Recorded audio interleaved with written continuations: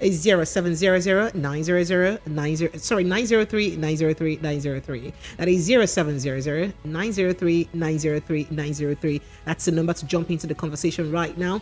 And of course, to do also WhatsApp message is 0700-903-9039. 0700-903-9039. This is Evening Rush. I'll be right back.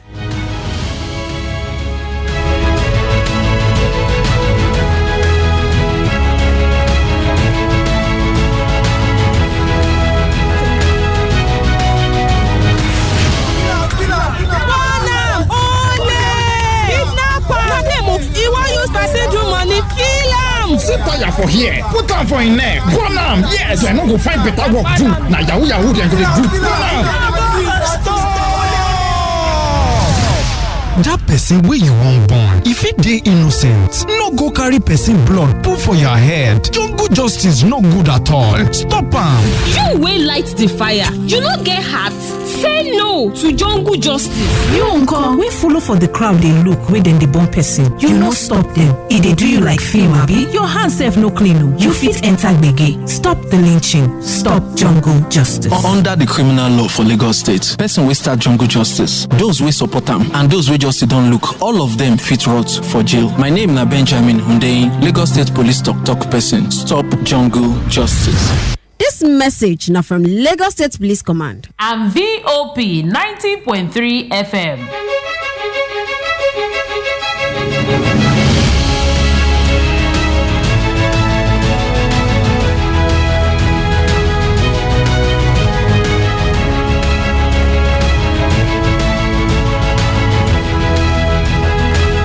Yes, it is VOP, that is Voice of the People 90.3 FM. Let's get straight into the conversation right now. First on our lineup this evening, a federal high court sitting in Umuahia, the Abia state capital, has ordered the federal government to pay the leader of the indigenous people of Biafra, Nnamdi Kanu, the sum of 500 million as damages following his illegal abduction and human rights abuse from Kenya.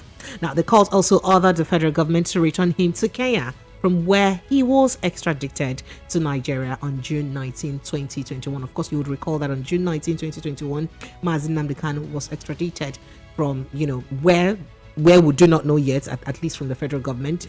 It's not yet specific. They haven't yet specified exactly where they brought him from, but research has shown that it's likely from Kenya. Now, the court presided by Justice E.N. Ayadike insisted that the extradition of Kanu from Kenya without recourse to the legal process was a flagrant abuse of his fundamental human rights. He held that the respondent failed to disprove the claims of the application, and he was arrested, blindfolded, tortured, and chained to the ground for 8 days in Kenya before his extradition to Nigeria. That would be termed as, inhuman treatment. Now, Aloy Ejimako, who's Carlos special counsel, had approached the court challenging his extradition from Kenya on June 19, 2022. Ejimako told the court that the suit is, a sui generis, meaning more kind of a special class, and was primarily aimed at redressing the infamous unlawful expulsion and extrajudicial or extraordinary rendition of Kanu. By rendition, I mean how, the condition at which he was brought back into the country. Now, which is, a clear violation of his fundamental rights under, I think Article 12, subsection 4 of the African Charter on Human and People's Rights, as well as Chapter 4 of the Nigerian Constitution. With this win right now, I really like us to look at the feel. What does the feel with the second win? I would like to know what the feel is like in part of the southeast, where, of course, Nnamdi Kanu is highly celebrated. I like to say that.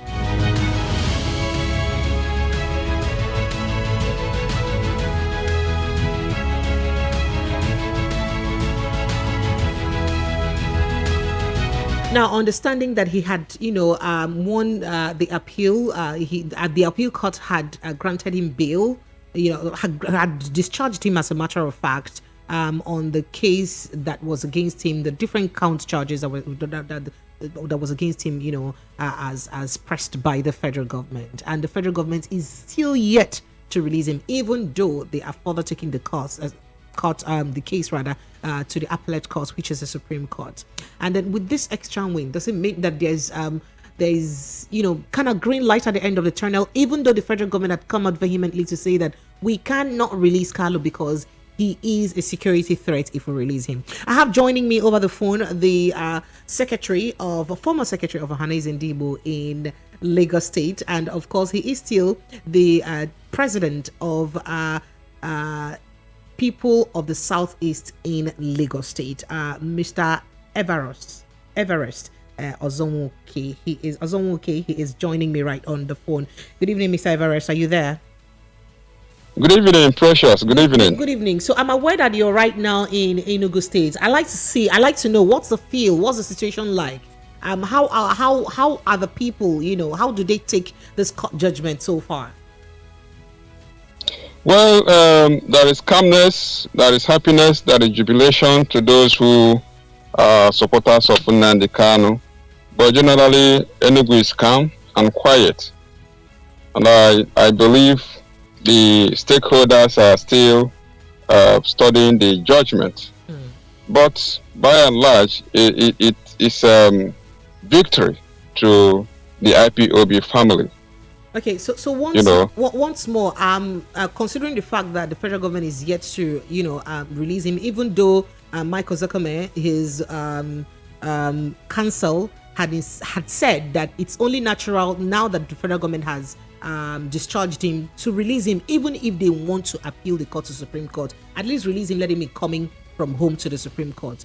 What's the atmosphere like? Understanding that he's still not released. That would have been the most noble thing to do by the federal government. In the hierarchical order of governance that we have in Nigeria, we have the executive council, the federal executive council, of course. We have the registrations, and we have the judicial arms occupying all important third position and toying with activities of the judiciary by the government themselves. It's quite sad, quite abnormal. The first thing that the federal government should have done through the office of the Attorney General is to release Nnamdi Kanu. Hence, the courts have pronounced him free by that appeal court judgment in Abuja. The noble thing would have been, let him be coming to other court sittings from his house. The tensions in the southeast and other regions will reduce drastically. How are you certain that the tension would become if that happens? Of course. The Monday sit at home is still being enforced in the southeast. But the IPOB has consistently said that they're not. Yes, they have constantly said. Constantly said, but people are still, moving in using IPOB as a cover. By the moment Nnamdi Kanu is released, as the court have ordered that he should be released, those who takes IPOB as a cover will find it difficult to use IPOB. There will be a realignment of forces. The agitation will have a different face. The federal government would have opened up a negotiation table, a window of negotiation. Mind you that the elders of Southeast have been calling for a political solution to the issue of Nnamdi Kanu. And they have not rested in that demand that the federal government should deploy political solution to the issue of Nnamdi Kanu. It is quite unfortunate the way the federal government is being followed at the courts. From appeal court at Abuja to Umuahia, the case is still the same. So one wonders what will be the outcome of the Supreme Court judgment on this same matter. It is glaring. So I think the honorable thing to do at this time is for the federal government to reach out to the leaders of Southeast region and see how they can negotiate a political solution to this matter. Let Nnamdi Kanu be off the hook. he is not traveling out. Okay, the court have ruled today that he should be returned back to Kenya because the rendition, they use the process of rendition that brought him back is flagrant violation of his fundamental human rights. And these are the theses that the Attorney General's office should have studied firsthand before proceeding into such activities.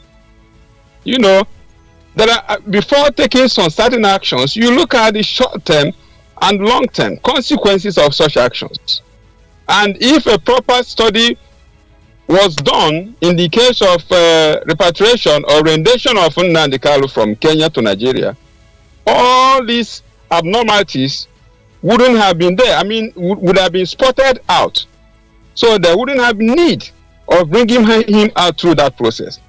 If he's arrested in Kenya, for instance, let's take for instance that he's in Kenya, Nigerian authorities, it behoves on them to take whatever offenses that Nnamdi Kanu committed to the Kenya authorities with verifiable evidences and requests for his rendition.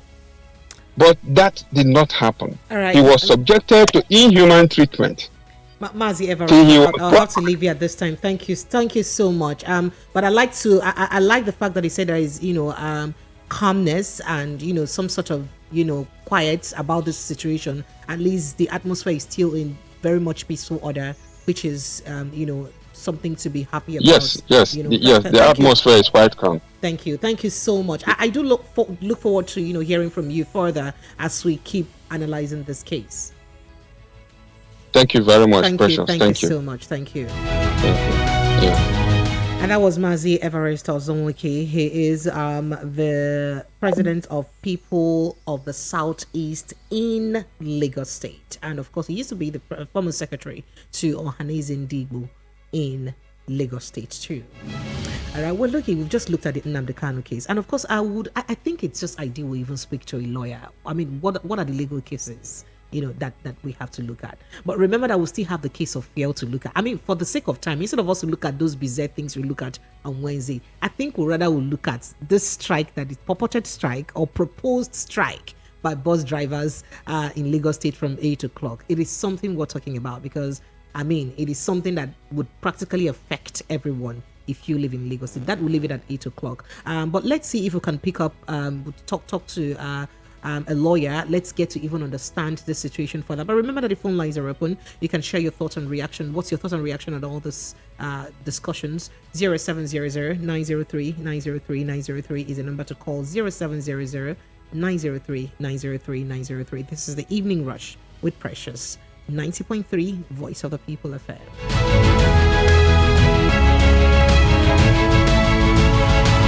The Evening Rush with Precious.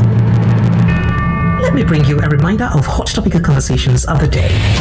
Even state investors, as you're saying, you've not followed news as well. Critical analysis of hot and trending topics on Hot Topics. That's enough for a responsible government to take appropriate action. Politics. If every president, every governor, every minister, every commissioner took his job seriously, this country would not be ready. Economy. We're not growing in terms of what's happening with the economy. Lifestyle. Human angle. And sometimes the unusual. Evening Rush with Precious. Monday to Friday, 6:15. Every day strike, ASU strike, market women strike, even Kole people they strike. We don't become country of strikers. Even light self, they no fit give us. Don't run from motor. Even leg self, we get accident. Why una they complain? No una they collect bribe, they vote Chokoloko Bango share. Ìṣèjọba tó dára, òun là ń béèrè. Anyị chọrọ ọchịchị onye kwuru uche ya, anyị achọrọzi ọchịchị nchigbu. Ala ndeze teme ka muna so mekio. What do we want? Na make the rule us well. Don't take it for noise. It's the people's voice. They have made their choice. Respect that voice for all to rejoice. VOP 90.3, Voice of the People. The Evening Rush with Precious. Featuring sound and informed guests across various sectors that discuss matters arising on Hot Topic Party. What was the rate of inflation and then what was the exchange rate? Intense conversations, critical analysis. What is wrong with us 200 million people? We can't even give our shares. We sometimes disagree. When we say our GDP is not an oil dominated, To agree.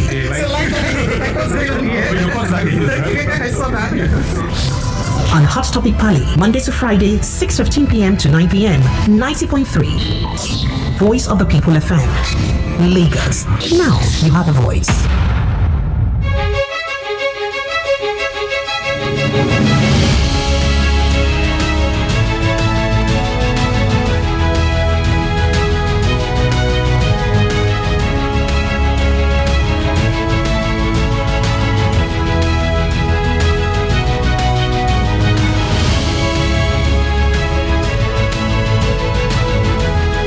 Right, it is 90.3 Voice of the People FM. Phone lines are still open 0700-903-903-903 as we x-ray the Mazi Nnamdi Kanu's case this evening, especially as regards the High Court's judgment from Abia State this afternoon. I have Barrister Tunde Aware on over the phone, and I'd like him to put a bit of perspective to this as regards the law and what the likelihood of the success of this case could be for Mazi Nnamdi Kanu. Barrister, well, good evening and welcome to the Evening Rush. Hello, madam. Good evening. Awesome to be with you. Thank you. It's great to have you all the time. Apologies for taking you on the spot. No. It's always awesome to be on this marvelous show. Okay, so let's talk about it. You know the case about Mazi Nnamdi Kanu. Apart from the fact that they awarded him 500 million naira damages. Yes, exactly. What do you think this victory portends? I don't mean. Oh my goodness. So what do you think this victory means? What does this court judgment mean? Well, it means a lot of things. It's a reaffirmation of the position of the law when there's a judgment of the court. Basically, it means that the law has been upheld. The position of the law has been upheld. You understand? So the law has taken its course, and a particular decision as to what the law is has been determined. Take this man back to where you got him from. Paying damages for bringing him here. You did not bring him in the proper place. This is not the first court that has made similar proclamations. I think this will be the third court in the last 10 days or thereabout that has made similar proclamations. So these matters have been settled. You understand? Senior courts, the Court of Appeal made a similar decision as well. But the federal government is yet to obey the judgment of the Court of Appeal, and they're actually further taking it to the Supreme Court. Yes, it's the right of any party that is agreeing with the judgment to appeal it. You understand? If the government, if any party, anybody that goes to court on any matter feels that the matter is not in his favor or the matter was wrongly decided, has the right of appeal. So the person can go to a higher court, in this case the Court of Appeal, to ask for the decision to be reversed. You understand? So of course, since I've not heard about anybody filing anything, but it will be, given the fact that there's already a Superior Court decision on the matter by Court of Appeal, it will be interesting to see what the Court of Appeal will say. Okay, so this particular judgment today is on his, the mood of his rendition to Nigeria, right? Yes. Will it in any way affect the judgments of the appeal court? No, it cannot. It's a lower court, for instance. It's a lower court. A higher court has already explained that the rendition was extraordinary, and that means it was. So does that mean that they don't have rights? The federal government may not appeal this particular case again? I won't be surprised if they did, because clearly Nnamdi Kanu is a person of interest to the federal government of Nigeria. They want him very badly, without doubt. For them to have gone to the lengths that they went to reintroduce him into a system where he can face laws that the government wants him to have the justice, the kind of justice that the government wants him to face. You know that they are desperate about it. So it's a serious matter. It's a matter that matters to this government. We had a similar situation where we were this is the same government. The same president, not the same government. The same president tried to import him all before in a crate. You understand? Yes. They got him, they injected him, they put him in a crate. Exactly. I think the Israeli the thing didn't work out for him. For them, and Ubordiko was discovered and saved. So, but in Nnamdi Kanu's case, it's actually succeeded. He's here, he's with the judicial the federal government, it's a sovereign entity. But of course, we are signatories to conventions that, particularly the African Charter, you understand, which, of course, naturally, they don't permit circumstances of this nature, which... But it did happen, whether it permits it or not, it did happen, irrespective of that. There is something that's happened, and there are laws that say it should not happen. A party is at liberty to challenge the process or the act that led to that thing happening, which is what he has done. And a court of competent jurisdiction has found that the government has erred. And so, that being the case, we know the position of law. Once the judgment has been given, the judgment remains, but it's set aside by the higher court. So for now, Nnamdi Kanu's rendition to Nigeria was illegal, inappropriate, and a violation of his rights.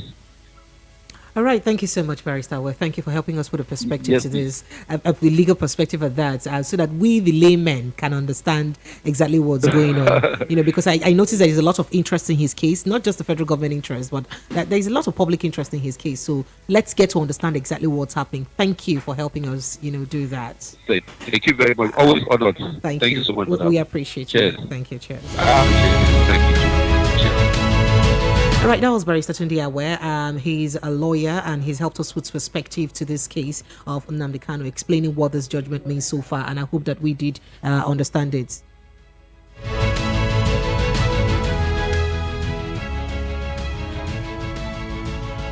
All right, phone lines are open. I'd like to take your thoughts and reaction. Let's get to know. What do you think about this case? What does this case mean to you? You can call me up now. 0700 903 903 903. That's the number to call me on. 0700 903 903 903. You can also do a WhatsApp message to 0700 903 9039. I think I'm due for a commercial break. I quickly take it. When I come back, we jump in to take your calls and your messages, and then we get into our next discussion, which is our government is printing another money, right?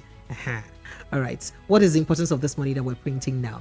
Plus, including, let me say that, or let me use both phrases, that fuel scarcity is here again. There are queues all over the place. What is happening? Are we going to see another increment of fuel price? I do not know. But after this break, we'll get to analyze all of this and more. Stay with us. It is Voice of the People, 90.3 FM. My name is Precious Inyi. I'll be right back on the Evening Rush.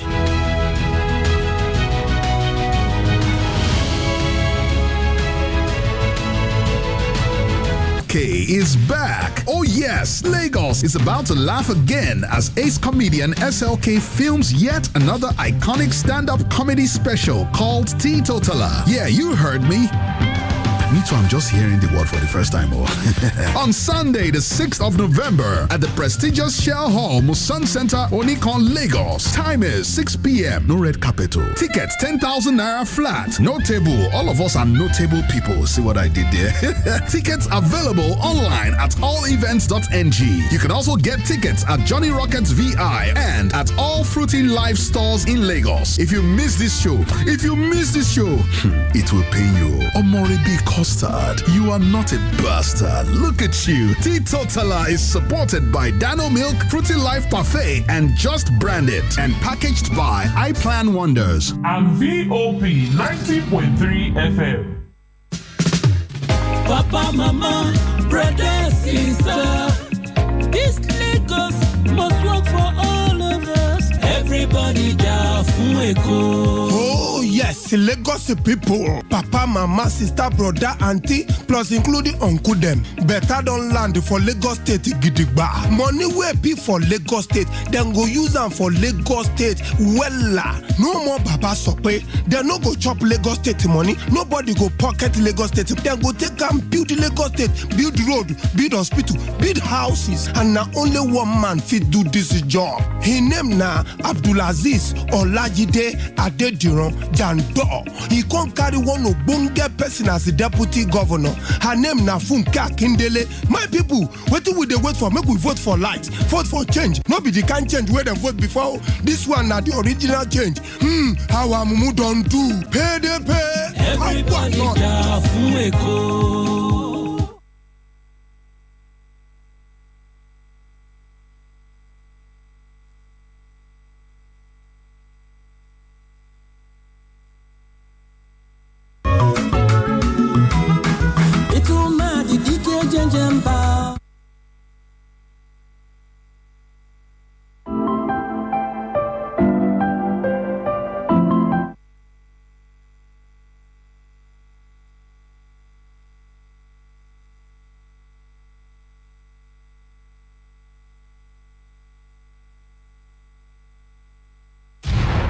The Evening Rush with Pressures. Let me bring you a reminder of hot topical conversations of the day. Even state investors. As you're saying, you've not followed rules of law. Critical analysis of hot and trending topics on Hot Topics. That's enough for a responsible government to take appropriate action. Politics. If every president, every governor, every minister, every commissioner took his job seriously, this country would not be ready. Economy. We're not growing in terms of what's happening with the economy. Lifestyle. Human angle. And sometimes the unusual. Evening Rush with Precious. Monday to Friday, 6:15 p.m. to 9 p.m. 90.3 Voice of the People FM, Lagos. Now, You have a voice.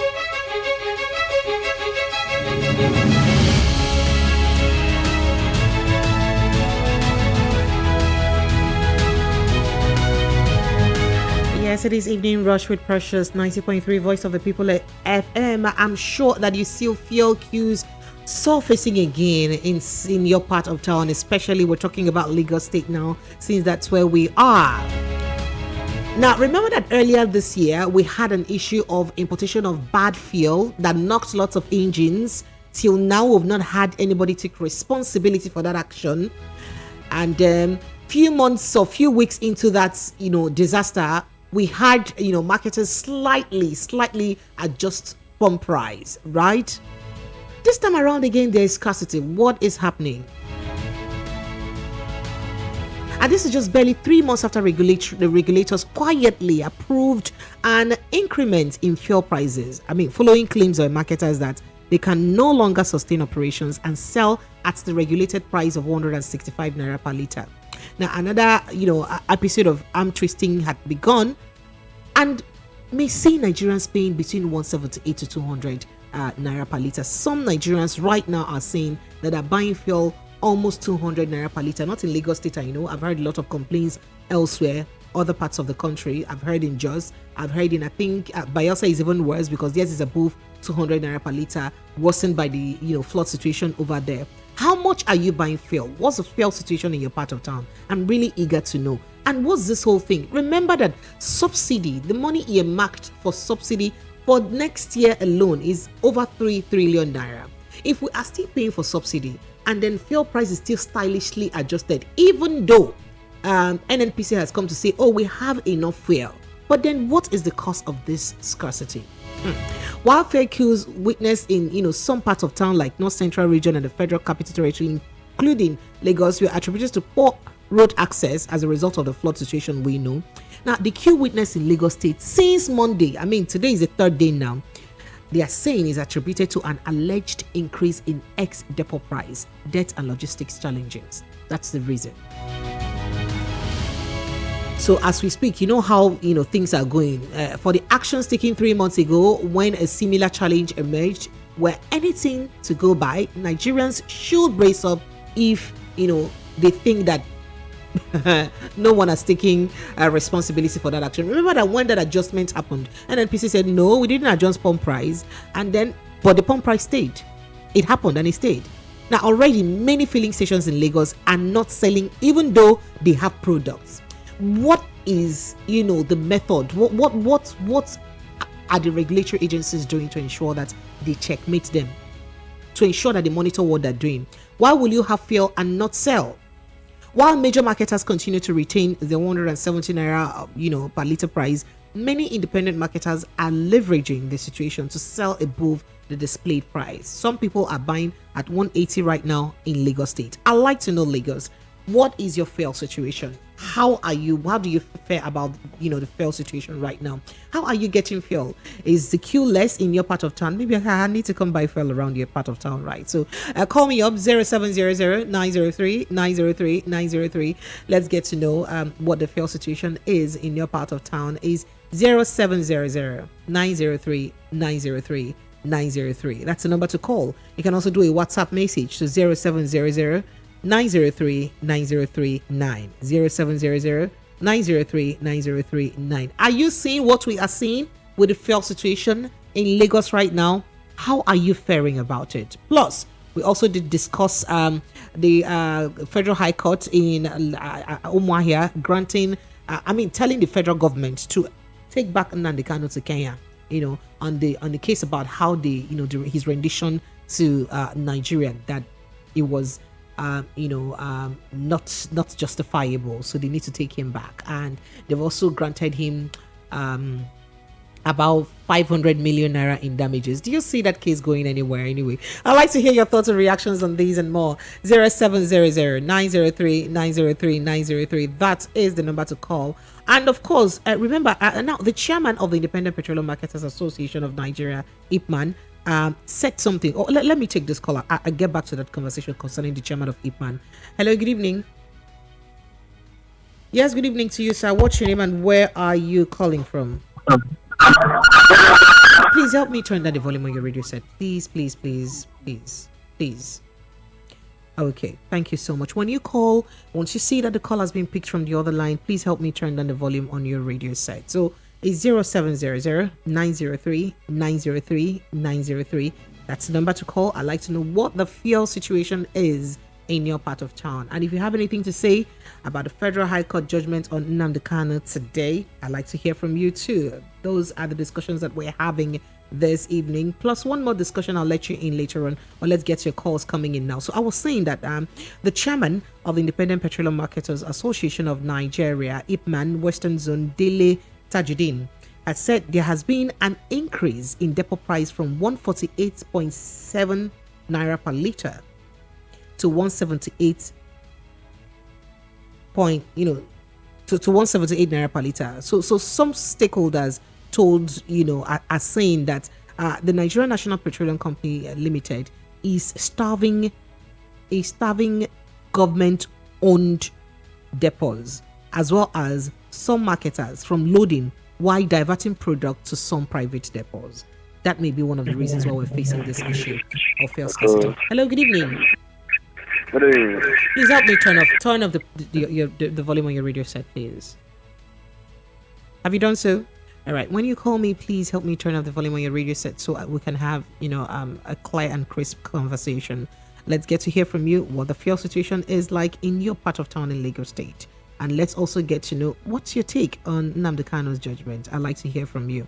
The number still remains 0700-903-903-903 and 0700-903-903-9 for WhatsApp. Waiting to get your thoughts and reactions. So I was, talking about what may be the likely case of this, fuel scarcity. That the IPMAN chairman, Western Zone, has said that the increase in depot price, from 148.7 naira per litre to 178, could be one of the reasons, as especially NNPC, according to him, starves other depots, government-owned depots from fuel, and rather selling to diverting products to other private depots. So, and these private depots, in turn, sell at higher prices. Remember that they cannot buy for so much and not sell the same government-approved price. It's not the usual way. So they always have a depot price. But right now, according to them, NNPC is not giving them at the exact depot price. Hello, good evening to you. Pretty precious. Oh, good evening, Mr. Darlington. Welcome. How are you? Very well, thank you. How are you today, too? I'm okay. So what would you like to react to? The fuel situation on Nnamdi Kanu's case? All of them. They are all bad news. Because they are coming for the federal government that refuse to do the right thing. In the first place, what happened at Umuahia? This is not the first time a court has ruled. Remember that the whole United Nations, they have told this federal government to release Nnamdi Kanu and pay him compensation. That was on June 20th this year. A United Nations. Yes, this government remained adamant. Now a court has ruled and they gave reason. Very brilliant reason. Yes, this government, I am sure they will appeal to manufacture their own ruling and their own court. And when you see this type of arrogance and brigandage against our collective humanity, you now ask yourself, are we really in a democracy? You know, at times when we talk here, some of the Precious. Yes, sir. There is something I want to tell you. Maybe you are not aware. One of the things this government has done is that they have a group of people called social media rats. They assign them in all the media, both radio, print, and electronic. Wherever they hear anybody criticizing this government, if they don't intimidate the person, they will intimidate the presenter. They will start insulting the presenter, start telling him or her. Challenge what is being said. I've not seen any. I've not experienced anything like that. No, they have done it. Maybe you didn't notice. Oh, wow. You didn't notice one particular caller that will always come here and start calling his name and not my name. Instead of him to challenge what I'm saying, he'll be telling you, this session is not for one person, it's not for a particular place, and I know you people have a Yoruba section here. It is not enough, They will always criticize. So can we get straight? Can we get straight to the point? What's your take on these are part of the thing. These are part of the thing that is so annoying. This government has been scoring 0, 0, 0 in every area 0. Where is the subsidy now, and why do we have scarcity? Precious, can anybody explain that to me now? With all the money you are paying for subsidy, why should we have scarcity? Yet nobody can question that. Nobody will interrogate that. And then NNPC had come to say that they have more than enough supply. Sorry? NNPC says they have more than enough supply, So. Precious. So you are believing this government and their agents, Abi? You are believing this government and their agents, Abi? Okay, why wasn't there scarcity last month? Hold on. Why wasn't there scarcity last month or 3 weeks ago? Probably because all this bottleneck wasn't experienced. Do you start the panic buying? If something is in abundance, do you start panic buying? Will it not be obvious that this thing is all over the place? Anybody who wants to listen to what this government is saying, that person is doing so at his or her own peril. When they greet you good morning, go and check. It is already nightfall. No single truth in their mouth. Nothing. Go and check now. They want to increase the pump price. This thing will enter till December. By that time, they will force you to buy it at $250 and tell you that in Ghana, they are buying it $1,000. In America, it is $1,000. In fact, they will tell you that in UK now, their pound is now £1 to $1. That is global. They will look for reasons to justify their inefficiency. And people will defend it. Crude oil that you and I have here, they will not explain to you why we don't have one single refinery. One, they will not explain to you. These are things they promised you and I, that they'll be building one every year. Every other government did promise that too. Every government did promise that too. But I mean, this is not the only government that has promised that. This one, that is what they campaign with. This is what they campaign with. That was why they chased Jonathan out of office. Only for them to do worse things. Didn't you hear what Obaseki said? Didn't you hear what he said? You heard what he said now? That this government have done the worst damage in the history of this country. And it is obvious. In which year did you see any government come into power and our naira was changing for almost 800 naira to $1? It has never been this bad. And they are now printing money. Precious, we are printing money now to pay salary. The president have told you to be prepared for nation. They have started though. They told you that nation will be tougher. They have started with this fuel something. You think it's ending tomorrow? Just wait. They have started gradually. You will see when it will end and where it will end. These are the things they have given us. This is the starting shot. Thank you, Mr. Darlington. Nothing. Everything these people, nothing. There's nothing you can hold on to and say, yes, they have done so well in this area. And you ask yourself, is it this same country that Obasanjo was in charge, Jonathan was in charge, and we made at least some progress? How come under this regime, 8 years, nothing to show for it, nothing? And somebody want me to be happy and be clapping for them? It's, in fact, I can't explain it. It's inexplicable. It's inexplicable. Look at the level of suffering, and now you want to add this fuel scarcity during this time of the year.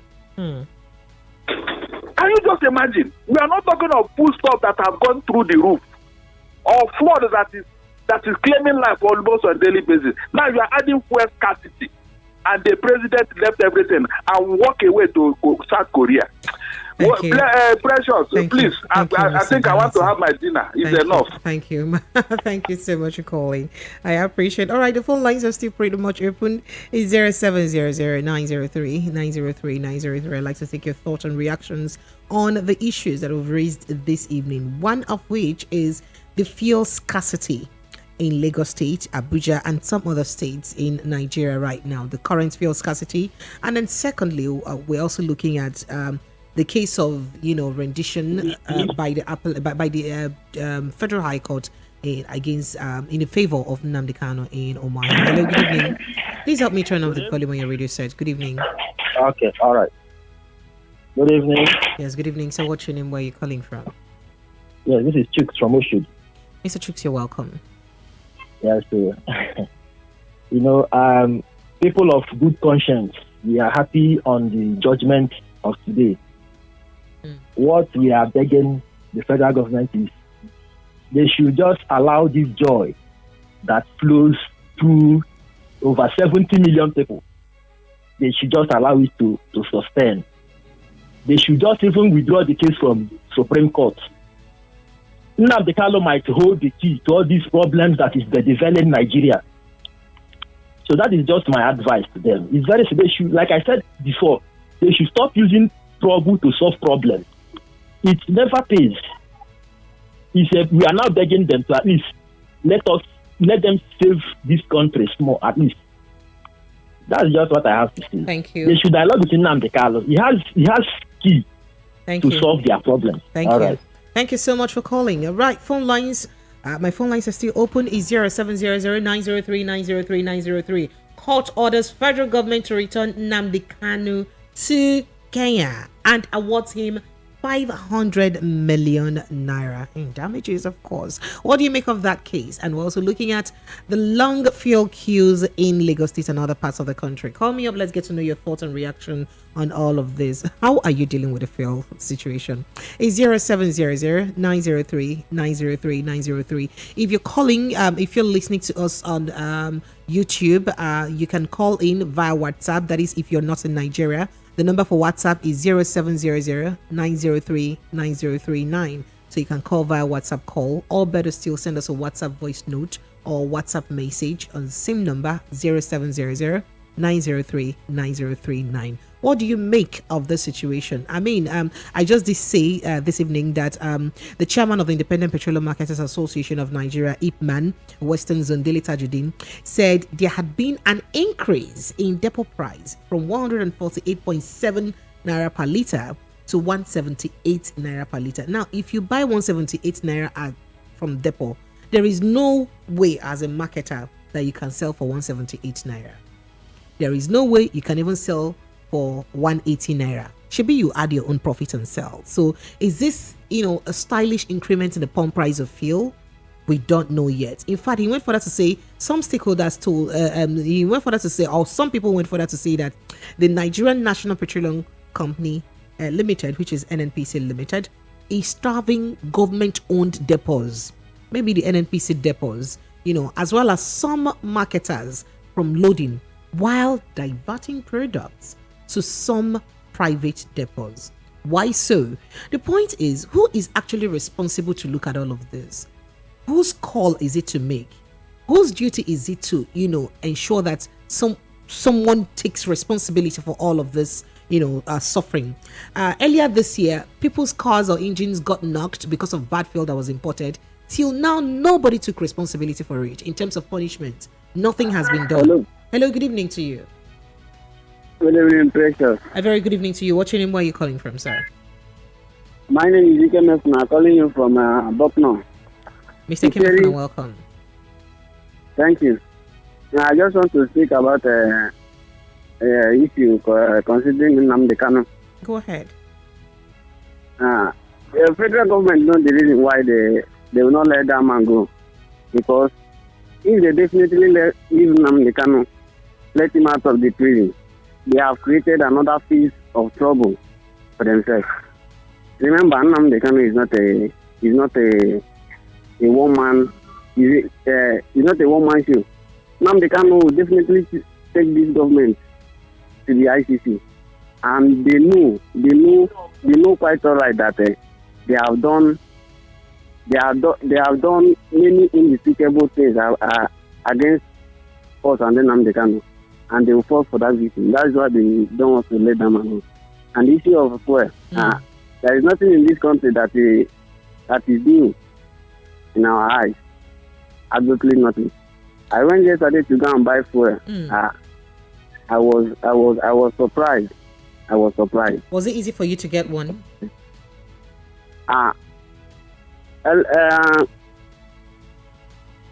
Was it easy for you to get fuel at the end of the day that yesterday?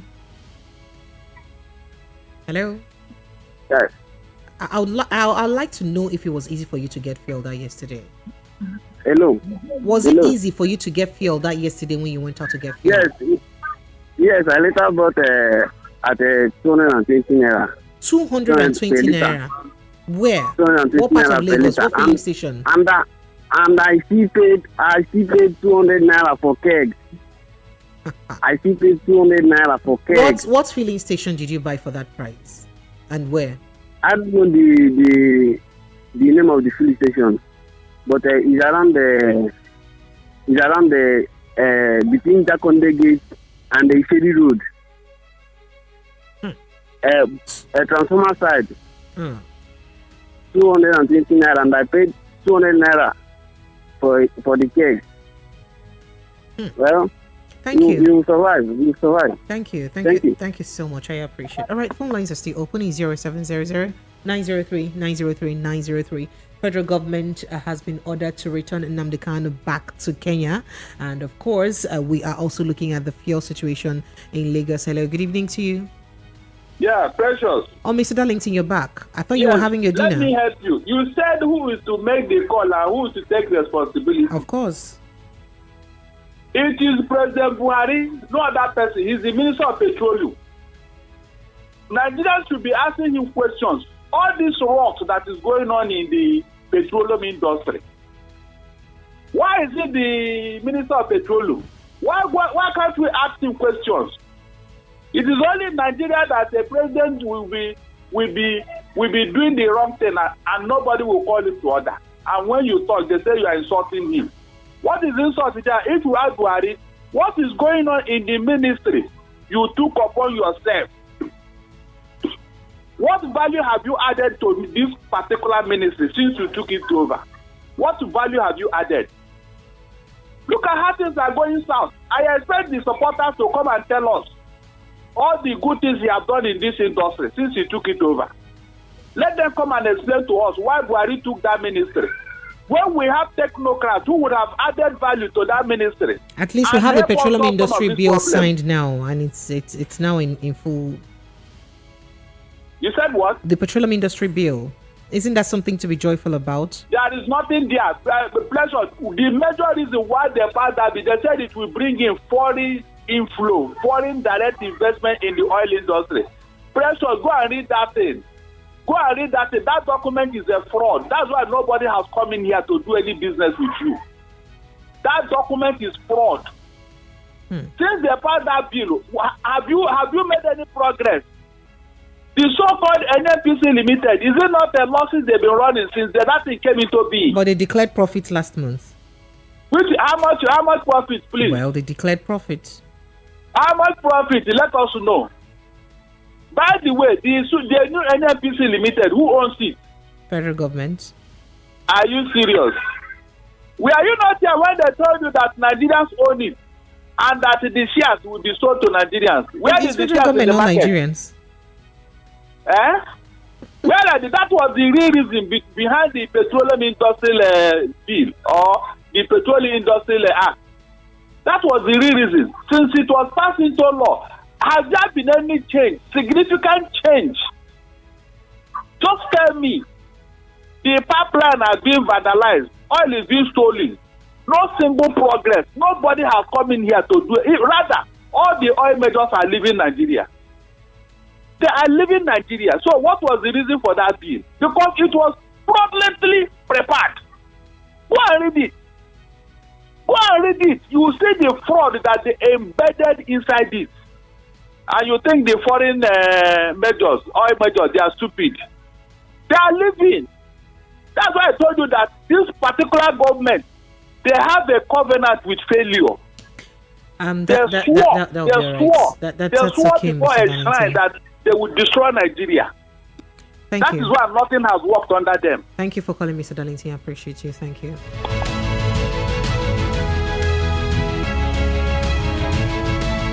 Alright, it is still Voice of the People FM 90.3, and this is the Evening Rush, and we are looking at two major issues this evening: court ordering federal government to return Nnamdi Kanu back to Kenya, and we're also looking at the fact, and then the court also awarded him a 500 million naira damages, and then we are also looking at the fuel situation in the country. That one is Ukpo.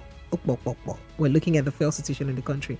And in the news again this evening, remember that news broke about federal government, rolling out new cash from December 15th. We'll look at that because I have an expert who will be joining us on phone to even tell us the economic importance of that decision. Hello, good evening. Hello, good evening. Yes, good evening to you, sir. What's your name? Where are you calling from? This is Desmond calling from Oshogo. Mr. Desmond, you're welcome. This is Evening Rush. Thank you. It's unfortunate we don't have any other country to call our own except Nigeria. Absolutely. I only want to plead for the government. Nobody is Nigeria. We have come and we made this country in a continent and we call it Nigeria. Nobody owns it as an individual. But it's unfortunate that some people are behaving as if they own the country as their father's property. Most of us will leave this planet, and people have been living, and more will still live, and Nigeria will still remain. I'm only appealing for those people who are in the front of affairs to please let posterity say good about us. We have an integrity to maintain, because you're AG today, Attorney General today. Tomorrow you will be caught. I will be in 6 feet below. Let us, for God's sake, respect most of these things that the court we said will uphold. We take an oath to uphold the rule of law of a Nigerian as a country. Let's for once keep these orders and let things flow freely. If the law says, let's free this man, for God's sake, they should for at least obey this court. The ASU, you took them to court and you said they must obey, and they obey you. Why can't you obey the same court that you two use to accuse some people to do something? Let's know that we have some youth, we're still having some children who are growing up. These are documented. Let's find peace to live in this country, not because of our selfish interest, and destroy this country called Nigeria, because we are going to pass by, and some people will still return this country. The elite to stop intimidating us with religion, with tribalism, with local case. The Nigerians still remain one entity called Nigeria. For now, let's respect these rules of law for tomorrow to hold us accountable. because we'll answer cops one day. May the Lord help this country. Good night. Thank you so much. Thank you so much for calling. I like your passionate appeal. All right, then phone lines are still open. 0700-903-903-903.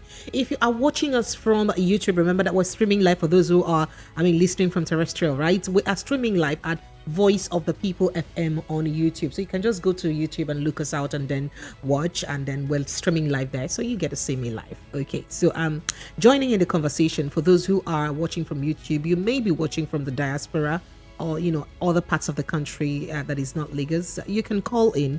It's 0700-903-903-903. For WhatsApp, for those that are in the diaspora, is 0700-903-9039. You can also send a WhatsApp message, a voice note, we'll take it. Hello, good evening.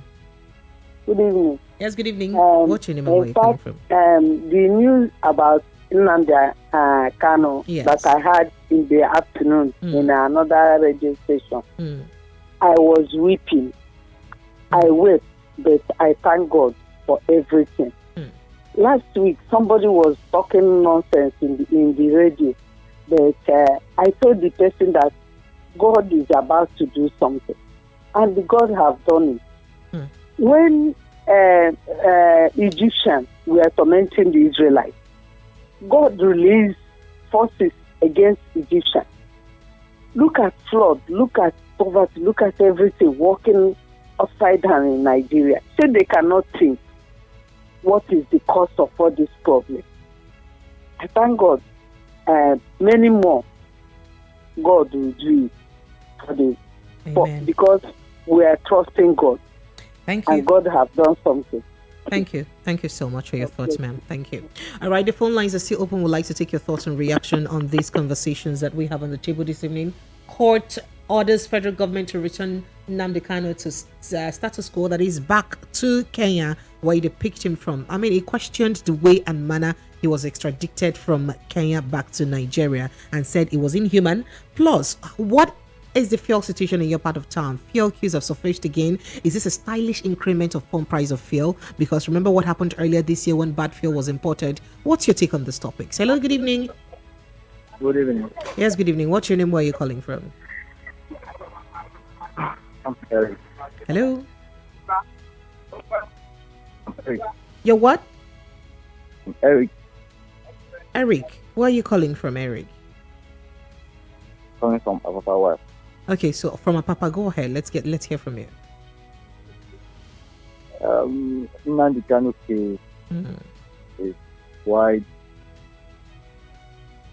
Something that I've never understand the problems since it started going to court and never accepting the taking him from one place to another in Nigeria. It's very stupid for us.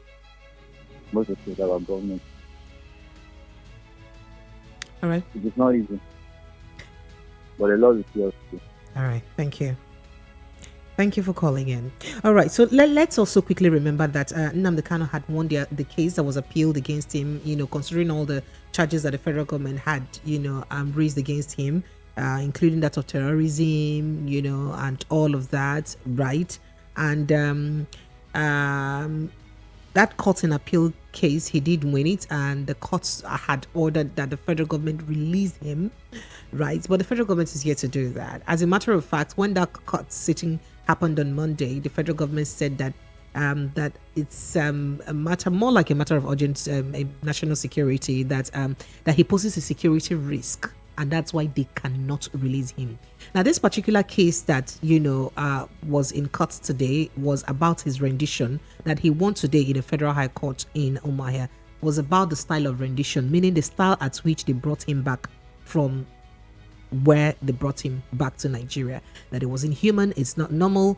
As a matter of fact, they have awarded 500 million in damages because of how he was treated. Do you see the federal government obeying? Do you see them paying that money? I'd like to hear your thoughts and reaction on that. Hello, good evening. Hello, Precious. Good evening. Yes, good evening, sir. What's your name? Where are you calling from? My name is Patrick. I'm coming from Mushi. Go ahead, Mr. Patrick. Welcome. Yes, I have been listening to your conversation. Thank you. And my own take is that unless the injustice is done against the Igbos are redressed, Nigeria can never know peace. Because you can't say that on a national radio, sir. Please. But I'm telling you, saying that Nigeria can never know peace is it's like crossing the country, and I probably won't let you say that on a national radio. There are a lot of ever since the creation of this country called Nigeria, an Igbo man has used Nigeria for just 1 year or 6 months. The rest are from the north, and how do you think peace will come from there? We cannot achieve any single peace unless all these things are addressed. Now we are talking of election, and every other people have just come up to come and contest without minding what the Igbos are going through. The other day they went to Alaba, scattered their market, and do all sorts of things. These things are what are causing trouble in Nigeria. If we can address the problem of Igbo man, like this Nnamdi Kanu, as he was giving this, the told government to set him free, set him back to Kenya where the rendition is from. If they can do that, problem, they say problem solve this problem. I don't know how to put it, but if they can just send him back now, the tension in Nigeria now will start coming down, and people will just relax instead of increasing tension by still retaining him inside the tension. So that's my take on the matter. Thank you for calling. Thank you so much for calling. All right, you see, so that Alaba case and the proposed strike by the Bus Drivers Association, I want us to look at it from 8 o'clock because it's another matter entirely. That matter, it's like a big game on its own. But at the meantime, we're looking at the rendition style of Nnamdi Kanu and how he did win that case. We've called in the presidents of people of the southeast living in Lagos. Their president, he's right now in Enugu State, and he said that the atmosphere is calm and beautiful, and there is no noise, there's no cause of chaos, and people are positive about the court case. He also did wish and hope, or is positive, that the federal government will eventually obey the appeal court's judgment and release him, whilst maybe they are appealing the case and taking it further to the Supreme Court. We did speak with a lawyer, Barrister Aware, who did say that, as a matter of fact, they may not be surprised if this particular case from the Federal High Court, the federal government also further appeals it, takes it further and says no, because it is well within the jurisdiction of an aggrieved person to say that, no, I do not like this court judgment, I want to take it further, right? So but I'm asking, what do you make of this case? First, he did win the appeal last week, and now he has won this case about his rendition. What's your take on it? And of course, we're also looking at the fuel situation in your part of town. Is this a style or a technique, in spite of all the money we are paying in subsidy to increase fuel price? If we have allotted the kind of money that we have put out to pay for subsidy, the ones we paid for this year and the one that is in the budget for next year for subsidy, if we are paying this much for subsidy at a time where fuel is on the increase, right, and then we are still stylishly increasing pump price by all this artificial scarcities because NNPCs are showing us there is enough supply, then what are we doing? We really like to hear your thought and reaction on all of this. Hello, good evening. Hello, good evening. Yes, good evening. Welcome. Thank you. Please, my take is on Nnamdi. All right, go ahead. What's your name, please? My name is Victor. I'm calling from Abuja. All right, go ahead. The question I want to ask is any human being in this Nigeria is above Nigeria? I didn't get that. Your line, it's a bit... Is any human being in this Nigeria where your presence or above Nigeria? I still didn't get what you said. Your network is not quite clear. All right, I think your network isn't good enough, so we can jump on that conversation later on. Well, you can quickly chime in on this conversation. It's 0700-903-903-903. We are looking at the rendition of Mazi Nnamdi Kanu and the Federal High Court judgment from Abia State this evening, and the fuel scarcity in Lagos State. Hello, good evening. Hello, good evening. Yes, good evening. So what's your name? Where are you calling from? Commando calling from Lagos. Go ahead, Mr. Commando. Commando. You're welcome. You see, the fuel that we are talking about, we need to expect it. For some weeks now, Abuja is experiencing fuel queue in Abuja. Absolutely, yes. Lagos is enjoying it. And you know very well that All the whole fuel that comes to this country come from Lagos State. Of course, because Lagos has the only functional ports, the only very active ports, that is ports why in Nigeria. That is the government made it like that. Let's not even go to that discussion because that matter is another matter entirely. So you see, I don't just understand the level of life a government wants the citizenry to live. If you go to Bagada, I won't call names. There's no fuel along Ochuduke, Bagada, except Tota. I'm sorry to call names. Only the same. Other ones, there's no fuel. The vehicles are just queuing there for queuing sake. There is no hope of them getting that fuel. The people who are leading me and you don't buy fuel. They don't buy kerosene. They don't buy gas. All this are given to them free of charge. FOB. On your account and my account. We have our money to buy this thing. They're still suffering us to get it. And you say we're living in one country called Nigeria. Pressure is telling me, I enter my house, there is no light. I have to on gen. What will I use to on the JZ water? I buy, how much is my salary in a month? Less than 30,000. The school fees is there. NEPA bill is there. Now I have to buy film again to be able to see. However, people are dying every day in this country called Nigeria. People are being depressed. People are dying of heart attack. You go to hospital, if you don't deposit money, they won't attend to you. And you say people should not go to do self-medication. Every people are dying of high blood pressure in this country. You remember to go home, you'll be shocked what you meet there. No life, and you pay for it. And we say we're living in the same country called Nigeria. What is the joy that I'm a Nigerian? Just give me one thing. I look for house myself. They say house for by year 2020. It has come. What is the house? They say water for all by 2020. It has come. What is the water? We do borrow for ourselves. Now, no water to pump the water. No fuel to pump the water. And we say we're living in Nigeria. How old do we need to live in this planet that we cannot enjoy it few years? Most people die here prematurely. I had a friend that traveled to UK. Since he traveled to it for 2 years, not go to hospital. They have not sick for 1 day. Why would you stay sick? When you don't think of fuel, don't think of life. The only thing you go to work, come back and face dues and sleep. Despite how difficult it is, but they're still surviving it. But they think less. But here we put all our effort when nothing is working out. The government will see miracles from us indirectly. And this is not paying tax. How do we pay tax again? When you buy SS 12, I bought this yesterday, 800 naira. I will live in Nigeria. Somebody is somewhere making me and you every day. It doesn't pay for life. It doesn't pay for DSTV. It doesn't pay for school fees. All these are given to you free of charge. It doesn't pay for toll gate, nothing. Nothing. They don't pay for even fuel elevation. They give it for free. And it still makes life difficult for me and you and my children years of born. I want me to be happy about this country. Man, I'm precious. People are dying. Go to last week.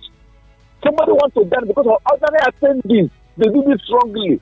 He went to last week here and asked to bring 2 million naira deposit before they will give him bed. In a government hospital?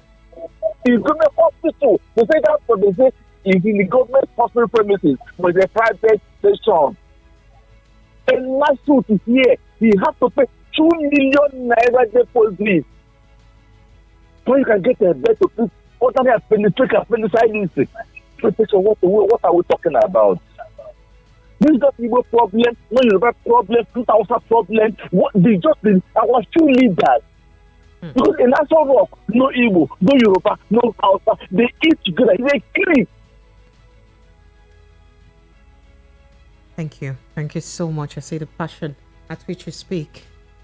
All right. The phone lines are still open. It's 0700 903 903 903. That's the number to call us with. Let's get to hear your thoughts and reaction on this case. The case of the extra rendition of Nnamdi Kanu and the fact that the court has ordered federal government to return him back to Kenya and award him 500 million naira in damages, including the fuel situation issue that we're looking at. Now, the next topic we'll have to jump on is that federal government is set to roll out, new designs of naira by December 15th. And one will want to ask, at a time where we do not have money, this is like the most critical time of our economy, at a time where there is a lot of hardship, at a time where ASU has been on strike for 8 months and they're just resuming. As we speak, some of those lecturers that have resumed classes or that are supposed to have resumed, some of them are yet to show in school, because some of them are saying, even Oshodoke said it, the chairman of ASU said, we don't have transport fare to go back to classes. They're forcing us to go back to classes because they haven't been paid for that 8 months. So what do we do? Now, we are printing new money. What's the cost of this money that we're going to be printing? We're looking at it. I have an expert who will join us on the phone to even analyze this case. Let's even understand the cost of this money we're going to be printing and its economical importance at this time, at this time that we are really in their need of money, that we're in so much debt. After this break, we'll be right back. It is still the Voice of the People FM. It's the Evening Rush with Precious. I'll be back soon.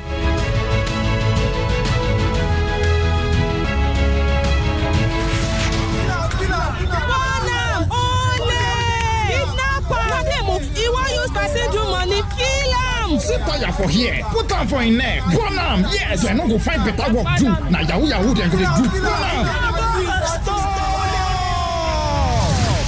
Dat person wey you wan born, if it dey innocent, no go carry person blood put for your head. Jungle justice no good at all. Stop am. You wey light the fire, you no get heart.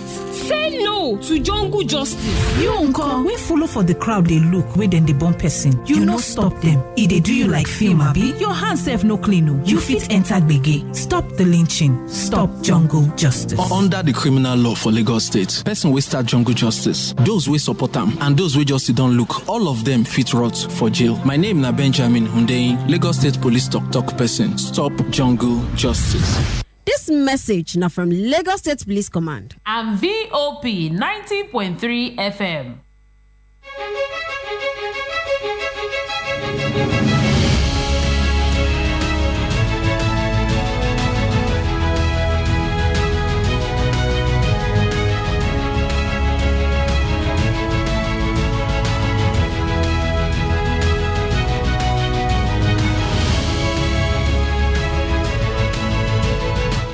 It is the Evening Rush, Voice of the People, FM 90.3. This is the Evening Rush. My name is Precious. We're looking at the fuel situation in the country right now. Hello, good evening. And of course, the extra rendition of Nnamdi Kanu and the Federal High Court judgment. Hello, good evening to you.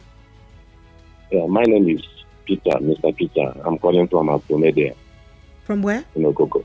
From Ogogo. Afromedia in Ogogo, yes. Oh, well, welcome. Please, I want to beg Nigerians to exercise little patience. This government is on a last-minute rush. It's a government that has come to finish Nigeria, but Nigeria will not be finished.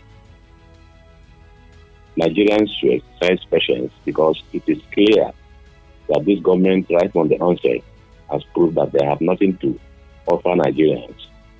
But my pain is that Nigerians are still queuing behind this government, trying to support them for the next election. I urge Nigerians that everybody who is eligible to vote should go and pick his PVC, so that by 2023, there will be this revolutionary change through the ballot box. So Nigerians should continue to endure the bad leadership of this country, because it's almost coming to an end. Thank you. God bless you. Thank you for your contribution. I mean, you're entitled to your thoughts. Thank you so much. All right, your phone lines are still open. 0700-903-903. We are looking at the extra rendition of Nnamdi Kanu and the Federal High Court judgment in Umuahia. We're also looking at the fuel situation presently, that people are presently feeling in the country. And right now, we want to divert the discussion a bit to the naira situation, the fact that the federal government is set to roll out new naira notes from 15th of December 2022. So the Central Bank of Nigeria says it has already redesigned. It has, not it will, it has redesigned all major naira notes and will by December 2022 start circulating them. So the affected denominations will be your 100 naira, 200 naira, 500 naira, and 1,000 naira notes. The CBN Governor Godwin Emefiele announced this, of course, at a press briefing today. He said the notes were designed following a request from the federal government. Now, the last time, according to him, the bank redesigned the naira was in 2014, and when it changed the design of 100 naira notes because the country was marking a century, right? So although the global best practices, according to him, is for central banks to redesign, produce, and circulate new local legal tender every 5 to 8 years, the naira has not been redesigned in the last 20 years. So on this basis, on the basis of these trends, problems and facts, and in line with section, according to him, 19 subsections A and B of the CBN Act 2007, the management of the CBN sought and obtained the approval of President Muhammadu Buhari to redesign, produce, and circulate new series of banknotes at 100, 200, 500, and 500 naira levels, he said. So according to the governor, the CBN has finalized arrangements for the new currency to begin circulation from December 15, 2020. So December 15, less than exactly a month and a half, if I have to say that time. So he said the new and existing currencies will remain legal tender and circulate together until January 31. That is to say that if you have money hidden somewhere, you better begin to plan between that December 15th to January 31. Make sure you go to the bank and deposit it and get a new cash, because after then, that money you have after January 31, it may become useless. Okay, he said at that time, when the existing currencies shall cease to be legal tender. So by January 31, the cash you have now, the type of naira notes you have now from 100 to 1,000 naira will stop being a legal tender. He also said that all commercial banks currently holding the existing denominations of the currency may begin returning that to the Central Bank of Nigeria. This is another matter entirely. Well, I have joining me over the phone Mr. Mukhtar Mohammed. He's an economist and a financial expert. He will put in perspective to this discussion. Mr. Mukhtar, good evening. Good evening, Precious. Good evening to you, Mr. Mukhtar. Mr. Mukhtar, according to, if we're looking at the 2023 budget, we're running in huge deficit, right? And then the CBN is printing new money. What would you say about the timeliness of this trend? Precious, you should know that the CBN is an independent body. I'm not sure if they are part of the budget that was presented to the National Assembly. I remember when I was in your program, I talked about the way and the means whereby even the government is even owing the CBN about 17 trillion. So the CBN is an independent body. The government have been borrowing from the CBN, so the CBN is quite richer than the government. But what you just see them do today is not something that is out of every major currency all over the world. Does this between 5 to 8 years. They try to redesign their currency. We've done that. I think the last time we did that was during the centennial. Yes, exactly. Where we did 100 years. Some currency, but after that we've not done that. So when you look at that, it's still not a bad idea. But like you said, maybe that's not what Nigerians want to wake up to here at this moment, because we are grappling with a lot of other economic challenges than thinking of printing naira. Okay, so Mr. Mitra, maybe you help us put us through the process of printing new naira notes, the cost implication to the country. Because at the end of the day, will the country not bear the brunt of the cost? The cost implication is very high. We need the CBN to come and tell us that, and especially most of this printing will not be done in this country. Why would it not be done in this country, considering our forex issue? Because the mint, which is the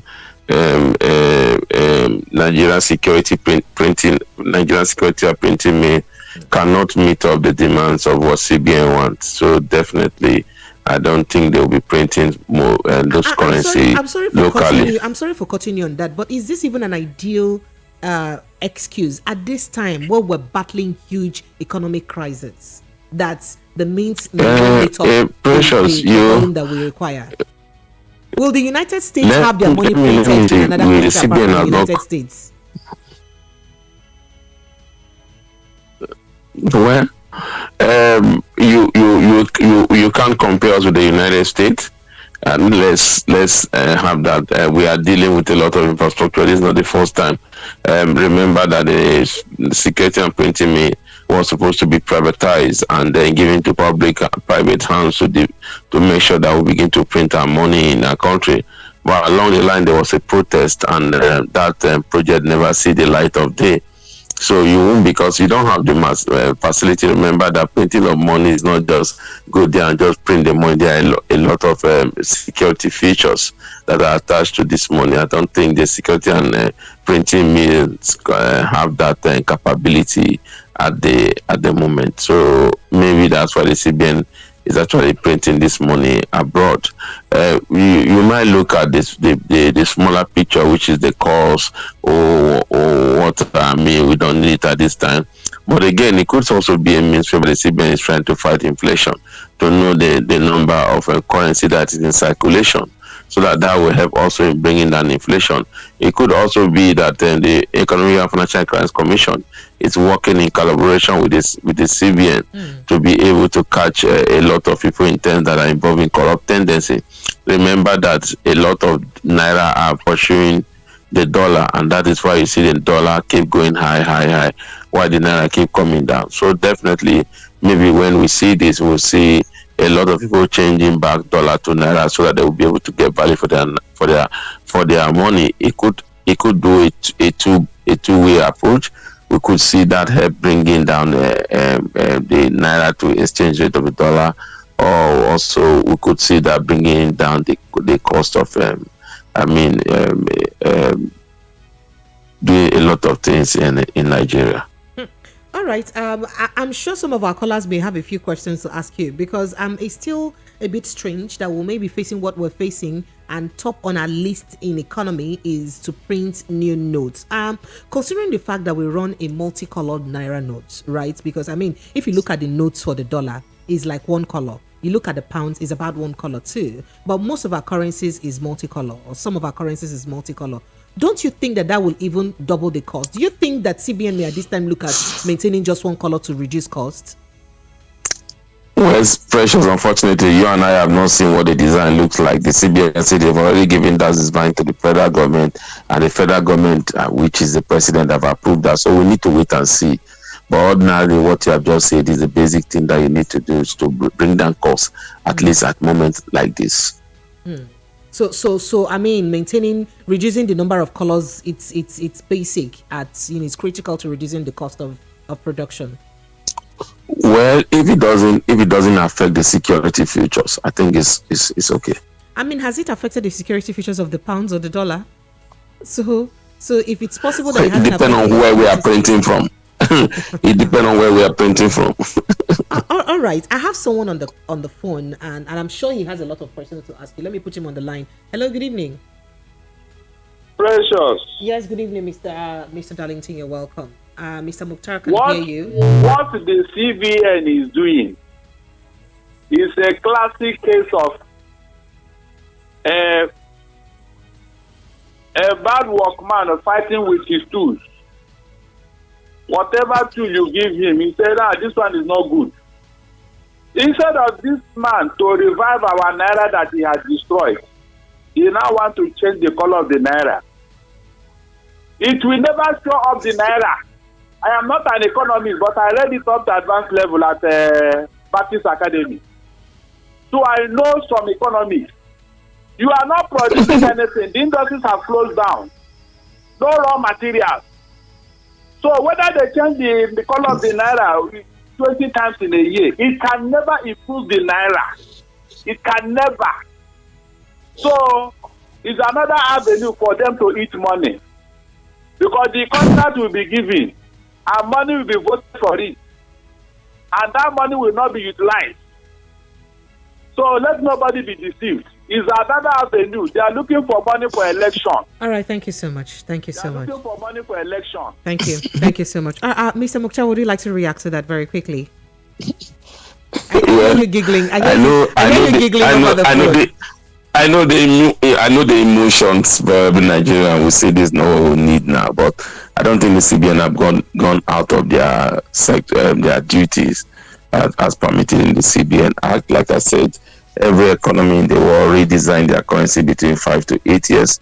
We've not done this for a very long time. So for me, I don't think it should be a major issue. Whether that is what the CBN should be doing now, definitely not. That should not be what the CBN should be doing because now. We're looking at but priorities. Again, if you have the means to do it, you should do it. Did you say means, Mr. Mokhtar?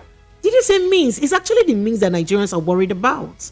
Because we're not even saying that, okay, it shouldn't be done. We're looking at priorities. At least economics thought us opportunity cost, right? Weighing our opportunity cost. Is this the best decision at this very critical time of our economy? Precious, you won't forget that I'm saying number one, it could be another means of tackling inflation by knowing the number of currency that is in circulation, so that we could begin to calculate that and know how much currency we have to drop off circulation, and that could bring down inflation. It could also be a weapon that will fight corruption, because a lot of the corrupt monies are not kept in the bank. So they are kept in their houses, so they will have to bring it back. Remember, this is not the first time President Buhari is doing this. He did it in 1983 when he was the military president, exactly the same way. So that could also be another means of fighting corruption. Then, like I said, also, it could also be a means of bringing down the exchange rate, because maybe we'll have a lot of this money being moved from dollar to naira. So we could begin to see that the demand and supply side for naira to dollar could come down, and that could bring down the price of that could bring down the exchange rate between the dollar and the naira. You can never say. That is what I think when you are looking at the technical side of what they have just done. But on the moral side, I think he's like, they are trying to fight corruption.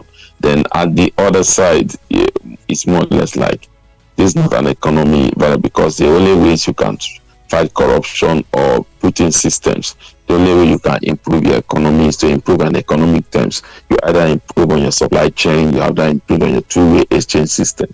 This policy doesn't look like an economic policy, but it's more look like a policy that is geared towards fighting corruption, or also knowing the number of currency we have in circulation. So talking about knowing the number of currency we have in circulation, we're aware that some of these people who starch currencies, actually, some of them don't even starch it in naira.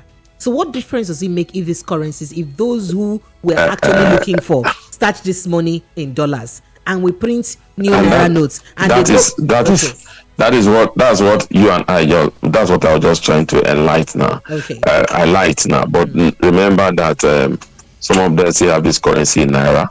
I know a lot of them have changed this currency from naira to dollar, which is also there are still a lot of them also that are still planning to change the currency from naira to dollar. So definitely this could just be a wheel on their spine now. All right. Thank you so much. I don't know. My phone lines are still open. It's 0700-903-903-903. I do know that a lot of people may have quite a number of questions to ask. So in overall, you think that following the decision of the CBN, it may not be a totally bad idea, really? When you look at it in the area, like I said, if you look at it, it's a means of mopping up currency for fighting inflation. Also, could it be a means of fighting corruption? Because we just realized that a lot of the naira wants chasing few dollars. So withdraw those naira from the system, you get a few dollars, a few naira chasing so much dollar. That could be a game changer for the exchange rate. If you look at it by those 2 points, you could see value in it. But outside of that, economically, when you are looking at economical value, the only thing you look at is to look at best practices from other CBN to redesign their currency after 5 to 8 years. That is if you are looking at it, global best practice in terms of economy. So outside of that, it bear room for a lot of concerns, because the ordinary Nigeria, that will not change the inflation that we have in cost of production. That will not change the macroeconomic challenges that we are having, and also that also will not bring down the supply chain gap that we're experiencing that is causing inflation in our market. So definitely economically, when you look at that, it doesn't seem to be the policy that we need at the moment. But when you look at it in depth economically, it could be a game changer that will address insecurity, that also could also help us address money laundering. There's a lot of things it could address in the shortest possible time if we are ready to drive that policy to the fullness with a lot of integrity in it. Okay, so again, the worry of people, a lot of people may be, the kind of tension and panic this will create. In that the federal government, the CBN has said that they're rolling out this money from the 15th of December, and that the current currency will stop being illegal, quit being a legal tender by 31st of January. Is the time frame not too short? I mean, in other countries, they phase out gradually. They blend in and phase out gradually. So is this timing not a bit too short? Will it not create panic? I think I agree with you, Precious. I think the period is very short, but Nigeria, even if you give them 6 months, some Nigerians will not still take their money there to change. So I think the CBN will definitely extend this period. We just see for the UK, it took them almost 7 to 8 months before the approval for a new currency design was made. So definitely, it could be what the CBN is looking at. All right, I have this message that says from Obi Kashmir on YouTube. It says, color of naira has no value to add. Production is the key, which is difficult for the present regime to accomplish. Now, talking about production, which it says is the key, my worry is I don't know if there's anywhere in the the running budget that this is captured in the CBN's budget. Is this expenses captured in the CBN's current budget? I mean, the 2022 budget in any way? Well, we've not seen the CBN current budget. The CBN budget. Yes, that's what I'm saying. The CBN 2022 budget is from a lot of controversy. You forget that are there to give it for the National Assembly to approval, get it to the executive to approval, or being a CBN governor, being an autonomous body, we just take it to the Federal House of Representatives to be put into law. So those are part of the things that we don't know, and so you can't say if they make provision for that. So I think it's like I said, is the CBN is an independent body. It's supposed to operate independently, but even if you and I will not agree that it's operating independently. Exactly, if it's operating independently, is the money still not coming from the coffers of from the country? Is it not still the country that bears the brunt? Even if it's independent, it's still a country that bears the brunt. Like the CBN governor jokingly said, I cannot print dollar, I can print a lot of naira to hedge against inflation. So, like I said, maybe that's what they are looking at. I'm not sure, because as the days unfold, I'm very sure they will keep us giving us more details about why they are going about this policy. But as like I said, economically, it doesn't seem to be a policy that really helped any nation. But when you're looking at our own peculiar condition that we are now at the moment in terms of corruption, I tell people it's not that Nigeria has gone low in the corruption tendency, but it's more or less just grab a loan and just keep in your house, because the body language of the president says that he doesn't condone corruption. So this administration have induced a lot of corrupt practices. So maybe this could just be the game changer if the process are allowed to take their focus. Remember, in Nigeria, anything can happen. People can walk their way through whatever type of policy the government is trying to put in place. And this is due because of a lot of people are poor in the country. So when you give them the tip, no matter how small it is, they're ready to do whatever they have to do to help you. Thank you so much, Mr. Mukhtar Mohammed. Thank you so much for jumping into this conversation. I appreciate the fact that you're obliged whenever we call on you. Thank you, Precious. Always been my pleasure to be on your program. Thank you for enlightening me. Thank you. Enlightening us. Thank you so much. Do enjoy the rest of your evening. Thank you.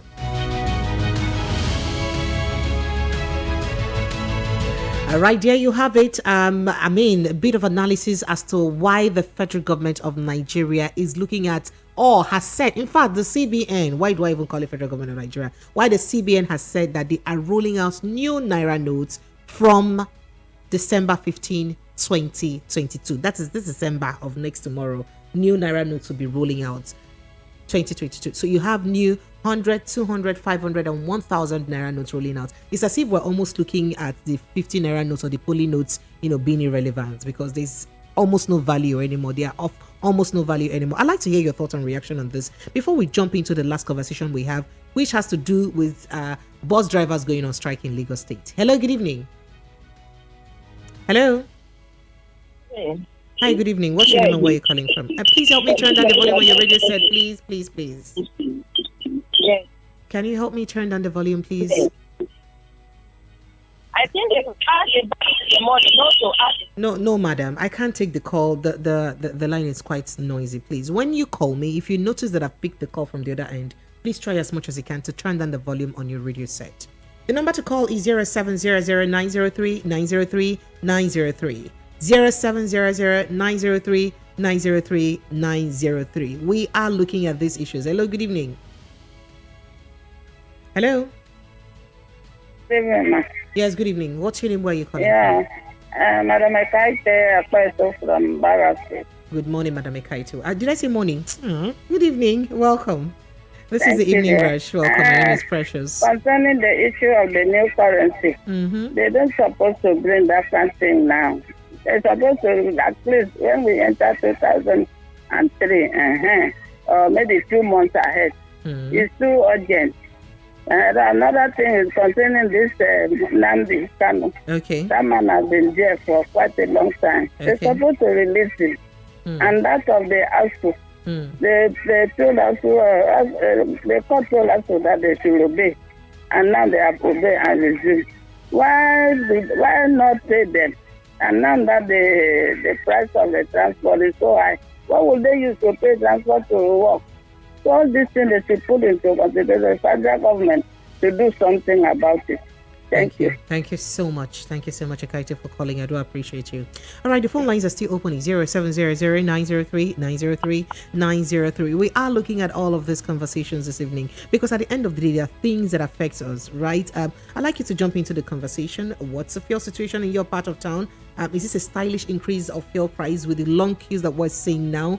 And the fact that the federal government, federal high court sitting in Omahia has asked the federal government to return Nnamdi Kanu to Kenya, return him from where you brought him from, and even awarded him 500 million in damages, right? And right now we're also looking at CBN to roll out new naira notes in December. New naira note, then suspend deposit charges. All right, and this new naira note, they say that is standard. We've just spoken with Mukhtar Mohammed, who is an economist and a financial analyst. He's been able to put perspective to that and told us that is actually with international best practices, and this should happen every 5 to 8 years according to international best practices. So it's not alien to Nigeria. However, the point is, if we have the financial capacity at the moment to embark in all of this, considering all the situations bedeviling us, especially as it has to do with our workforce. We have over 10,000 of Nigerian doctors right now in the UK. Our hospitals are ill-equipped, right? Are understaffed right now because, whilst the UN and WHO standard ratio for doctor to patient is 1 to 600, 1 doctor to 600 patients, we have 1 doctor to 10,000 patients in Nigeria. We have these issues and more, including the ASU that have just called off strike after 8 months, that they said they don't even have money to pay transport back to school. And NLC is now asking federal government to review health workers' salaries. All of this and more. So is printing naira notes the best thing we'll have to do at this point? That's the question. Hello, good evening. Good evening. Yes, good evening to you. Welcome. Chinedu from Odessa. Oh, Chinedu, you're welcome. Go ahead. Okay. I want to ask, this new naira note, is it going to affect the old one, or are we still using the old one? Okay, so on the 15th of December, CBN will roll out these new naira notes, and they expect that you carry every old money you have in your house, the one that is in your saving box, you carry it between that December to January 31st and go and pay it into the bank so that you collect the new notes. But if you do not do that, according to CBN's directive and press release today, from December 31st, from January 31st, 2023, that old money you have will stop being a legal tender. It will be useless to you. To just be paper. Okay. From January 31st. That old money would stop being a legal tender. It will now be just mere paper. So once they roll out the new notes from December 15th, you're expected to rush down and go, retrieve your cash as soon as you can. Okay. Thank you. Thank you so much. Thank you for calling. All right. It is 0700-903-903-903. Voice of the People FM.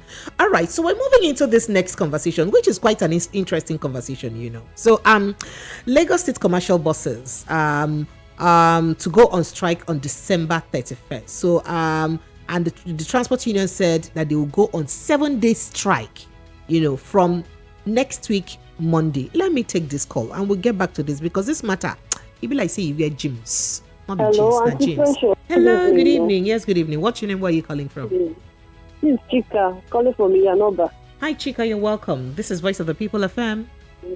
How are you? I'm fine, thank you. How are you?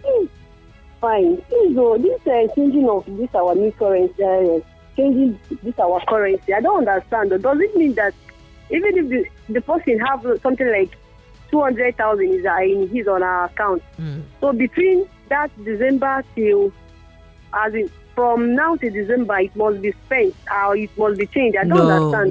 No. If you have money inside your account, the money in your account is safe, right? As long as it's in the bank. But the problem is when you have it cash. If the money is cash inside your kolo or piggy bank, okay, you understand? If it's cash inside your kolo or piggy bank and you don't take it to the bank to exchange it to the new naira, because by the time the CBN rolls out this new naira from December 15th, you have the right to take your new naira and go and deposit in the bank and tell bank to please give me a new money. So you take your old naira to the bank, tell them to give you the new naira. They have the right to do that, and you have between that December 15th to January 31st, according to the press release by CBN, to do that. After January 31st, 2023, that's your old naira. If you don't change it to the new one, it has become useless. It's no longer a legal tender. Now, it will not be paper. This one is confusion everywhere. That is not, no problem. Thank you so much. Thank you so much for joining us. Thank you. All right, so I'm back to the motor park issue, right?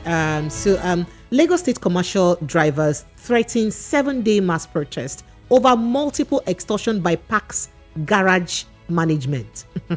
This story is quite interesting though, so let's put some flesh to it. Quite a lot of flesh and different angles to look at this conversation. So the drivers lamented that despite their dedication to their work, they had been subjected to indiscriminate extortion, violent harassment by the management. Who be this management? The Agberus, the park management, So commercial drivers in Lagos State, under the aegis of the Joint Drivers Welfare Association of Nigeria, JIDWAN, have threatened to embark on 7 days protest and boycott of services across across the states, that is, over multiple and excessive extortion by the management of parks and garages in the state. You would recall that the NURTW in Lagos State was abolished, let me just use that word, earlier this year because of some fracas, and it was fracas from the national level that trickled down to the state level, and they were done away with. And the Lagos State government now announced, the parks and garages, Kiniko, as the people who will be managing the parks now. So now these are the people that this association is saying that are extorting them too much money, that the money they're collecting from them is too much, aka Agbero money. All right, so let's add some more flesh to this conversation. Now, the association, in a statement by its national leader, Akintade S. Abiodu, Chairman, Okpeyemi Suleiman, General Secretary, Ajima, Fisa Feyishayo, and Assistant Secretary Taufik San, said scheduled Monday, October 31 for the commencement of the protest, as it's instructed its members to adhere to the instruction. The instruction is remove all your motors from the road, wash hand, comot for passenger carrying. Since government of Lagos State would not want to hear our cry about the extortion, let's retrieve our services. That's what they're saying. It is still unclear if they plan to hold the protest or not, because I'm actually very worried about any protest, because it may end in chaos. We know, see what happened in Alaba earlier, which I would have to add flesh to later on. So moving on this conversation, The drivers lamented that despite their dedication to their work, they had been subjected to indiscriminate extortion. They mentioned a few things, and they said they had been subjected to indiscriminate extortion, violent harassment by the management of state transport agencies, motor parks and garages in Lagos State caretaker committees. The statement read thus, this is to notify members of the public that the Lagos State government over multiple and excessive extortion by the motor parks and garages management. Now, the cost of transportation affects cost of goods, services, and subsequently the cost of living. So remember that the market woman who will go and buy something in your Yingbo market and want to sell it in Ojota market will add the cost of the money she used to pay transport inside that thing that she wants to sell, right? Even the kiosk man that will buy something from anywhere and put some, maybe go to Alaba market to buy and put something, or go to the island market to buy and come. The person must add the cost of transportation too. So that's what they're saying, that this cost is affecting the cost of living, all right?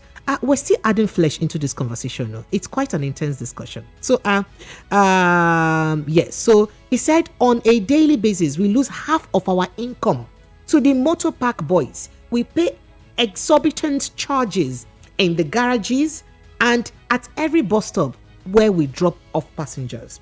Whether we pick up passengers or not, we pay money afternoon and night. Some routes have 25 bus stops, which also serves as illegal tax collection avenues.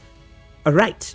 So the father said, we crave the indulgence of the public to go through the meticulous breakdown of this unprecedented level of extortion we go through below. I'll add flesh to this conversation, but let me quickly jump in on this call so that I can be getting your reaction while we're looking at this case one at a time. Hello, good evening. Good evening, Chinedu. I called back. All right, hi Chinedu, how are you doing? I'm fine.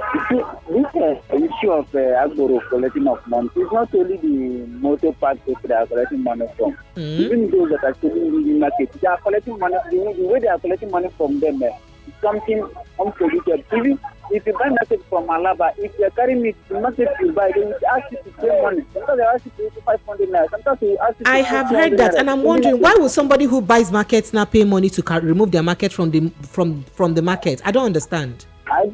I don't know. They are, even if you are holding it on the bag like hand like this, they ask you to pay money. So the thing is, it doesn't work. So they should know what they do about it. Yeah. Thank you so much. Thank you so much. All right. So according to the bus drivers, the breakdown is below. He said from Badagry to Mile 2, we pay 3,500 and 5,000 naira. Apart from the 25 illegal tolling ticketing by motor park hoodlums, we also collect 2 to 300 naira per bus. Now from Seme in their park, they do collect 7,100 in the morning before loading our buses. Yet we are still subjected to illegal collection on the highway. I take more calls and I come back to this. Hello, good evening. Hello, ma. Good evening. Yes, good evening to you. Welcome. Yes, ma'am. My name is Daniel and I'm calling from Airport Road. Mr. Daniel, you're welcome. Thank you, ma'am. Please, I want to ask concerning this conversation. I want to ask, who are the people that give authority that the bus driver should go strike? Who are the people that give this authority? Is it the state government or what that give authority that the bus driver should go strike? The bus drivers formed the union by themselves and decided that they are tired of the extortion and they want to go on strike. That's the core of the matter. Okay, now my contribution on that is that why not the information has gotten to the state government? Why not to send those Agberos away? Because I used to go to my working place, I used to enter all these buses, and the one that used to take me there and bring me back. And those Agberos used to stay by the side collecting money, in fact, commanding the drivers, where's my money? Who owe me that, this and that? And I don't like it. So, okay, now, if the information has gotten to the state government, why not to pack all these Agberos? Let them go and find work. Let them go and look for work. Instead of standing by the roadside collecting money. What nonsense. Thank you. Because if they stop this yellow bus, what are their plans? People that are just taking the yellow bus to the place of work because there are, like me now, where I'm working is far from where I'm living. You understand? Now, this yellow bus and the transport they are the ones taking us to the place we are working. So it's not good for them to go strike. If the information has gotten to the state government, let them give authority and command to the Agberos to stop collecting that nonsense stuff. Okay, so in the first place, do you think that the government, do you think that the government is unaware of these collections or this extortion, if I have to use the word extortion? Well, I don't know whether the information has gotten to the state government. I don't know, but if the information has gotten to them, let them stop these Agberos. They are troubling the bus driver. Thank you so much. All right, so let me state this categorically. Earlier in the year, remember there was a time, there was a fallout between, the motor parks and the NURTW and all of that. Within then, Governor Jide Sanwo-Olu came out to say that there will now be a total of 800 naira ticketing fee that the drivers will have to pay every day.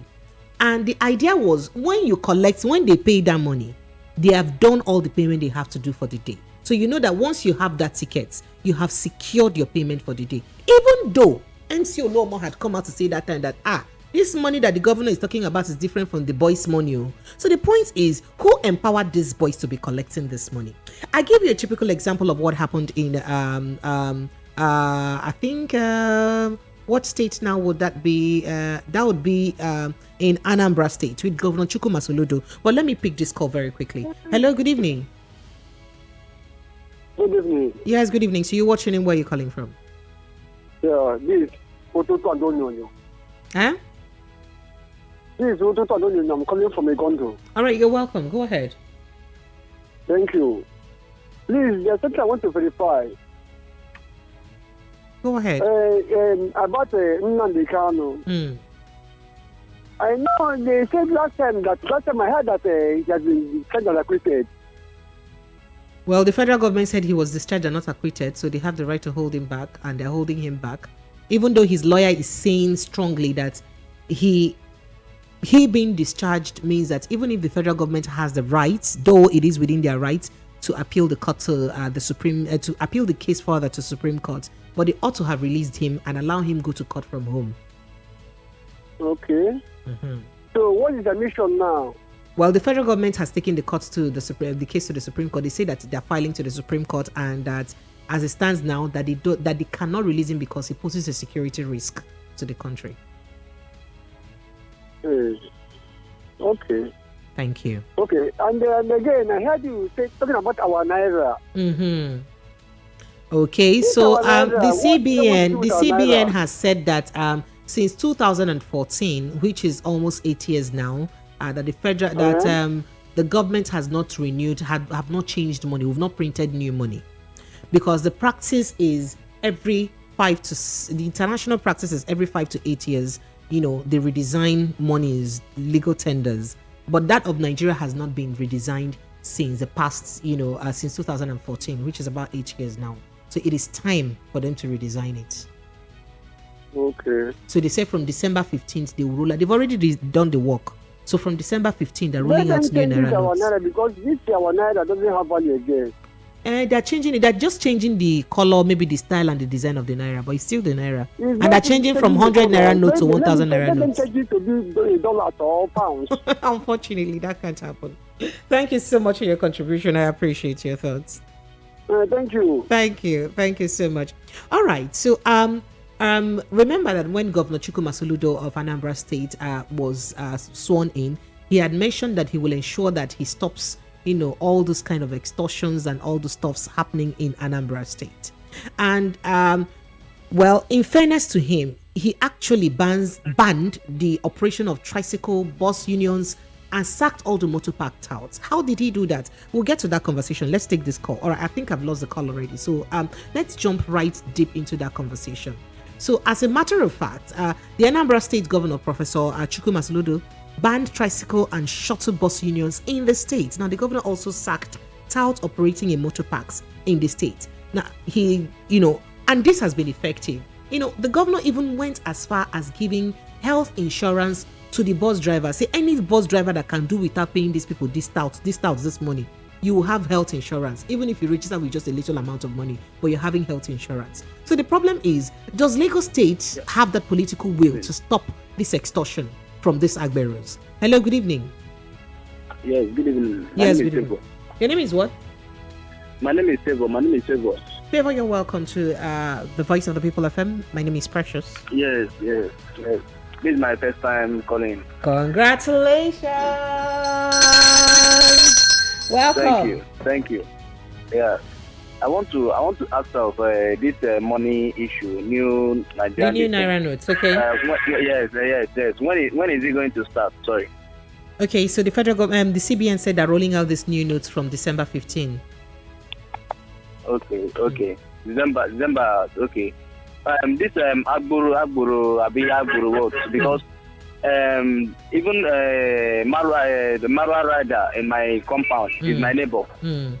Yes, that one just selling Marwa. He just selling Marwa last week because if he before you just being as if we are working for Agboro. Exactly the complaint of these people who are going on strike on Monday now. Just be as if we are working for Agboro. All the whole Johnson, anywhere you drop, anywhere you carry passenger, or anywhere you just they are just collecting money. We don't even know. Small time now they will be coming to house, Agboro people to knock your door to collect the money. We need solutions. We need solutions for all this. Thank you.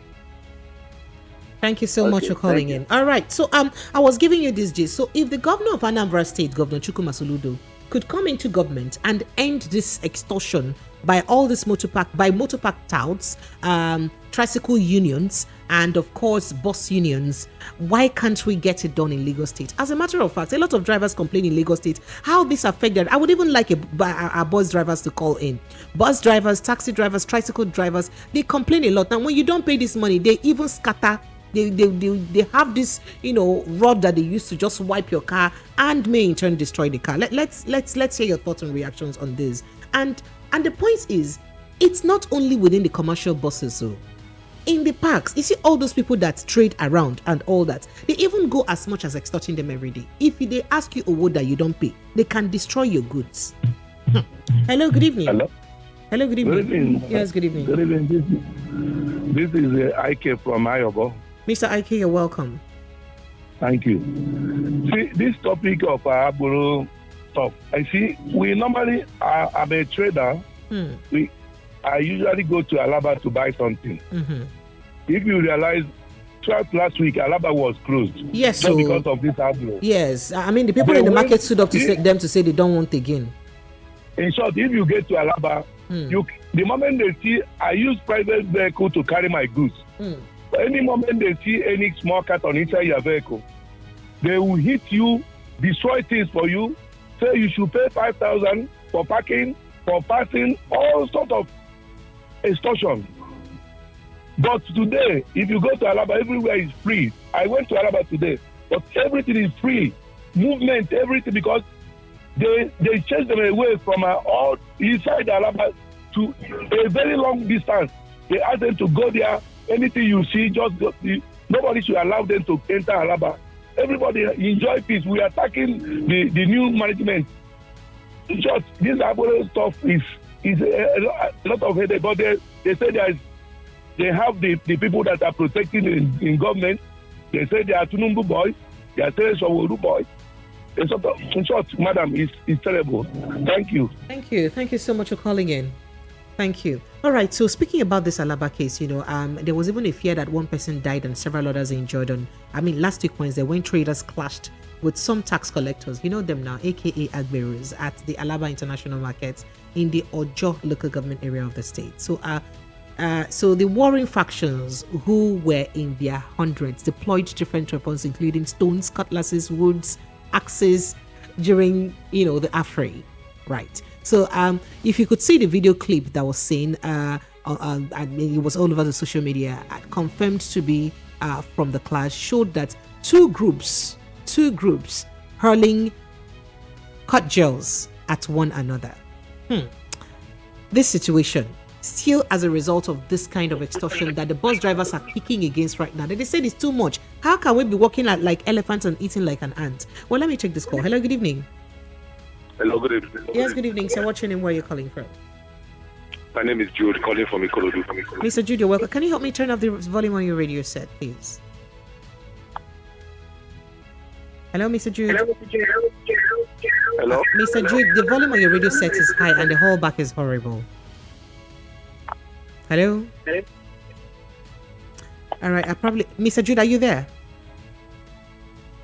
All right, when you call me and you notice that I picked the call, please try as much as you can to turn up the volume on your radio set so we can have a crisp and clear conversation. So we are looking at, the extortion by agberos on commercial buses in Lagos State. And not just commercial buses, even traders in Lagos State. However, the traders are not crying out now, even though the Alaba people have had their fair share of confrontation with them last week. This time around, the Bus Drivers Association, they formed themselves into a union, and they have come to say that from next week, Monday, we're going on strike. We're not doing again. We're withdrawing our services from the routes. Do you even see this as something that is possible? And considering that this union is relatively new, I've made a research on them. Not quite a number of bus drivers are in this union. As much as most bus drivers are in support of the strike, but not a large number of bus drivers are part of this union. Do you see this strike being effective? Will it make any change?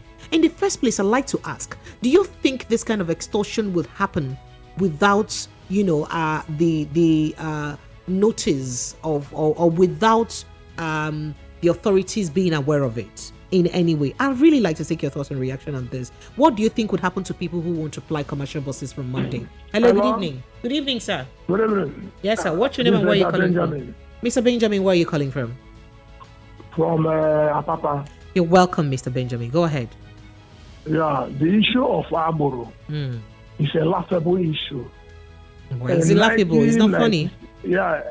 In 1996, when the military chased them away, these people turned to another thing. They were going house to house, robbing people. And it was so terrible. So the reason of allowing Arboro to operate, we have advantage and have disadvantage. Okay, the advantage being that? The advantage is that if you don't chase them away, they are constituting nuisance. But if you chase them away, they will turn to another thing. So what do we do? It's like a pain in our neck. What do we do? Yeah, they have to regulate them. State government supposed to regulate them. So are we saying that the Agbero is now a legal work, like it's a job? It's an office? No, it's not. Because that's the way it's looking like. Because you're saying that if we chase them away, it's a problem because there'll be, high cases of, incidents that we may not like. That's what you're connoting, right? Yeah. But because of the country we are living in, Lagos is a very versatile state. It's not like Anambra. Lagos is too big and too populated.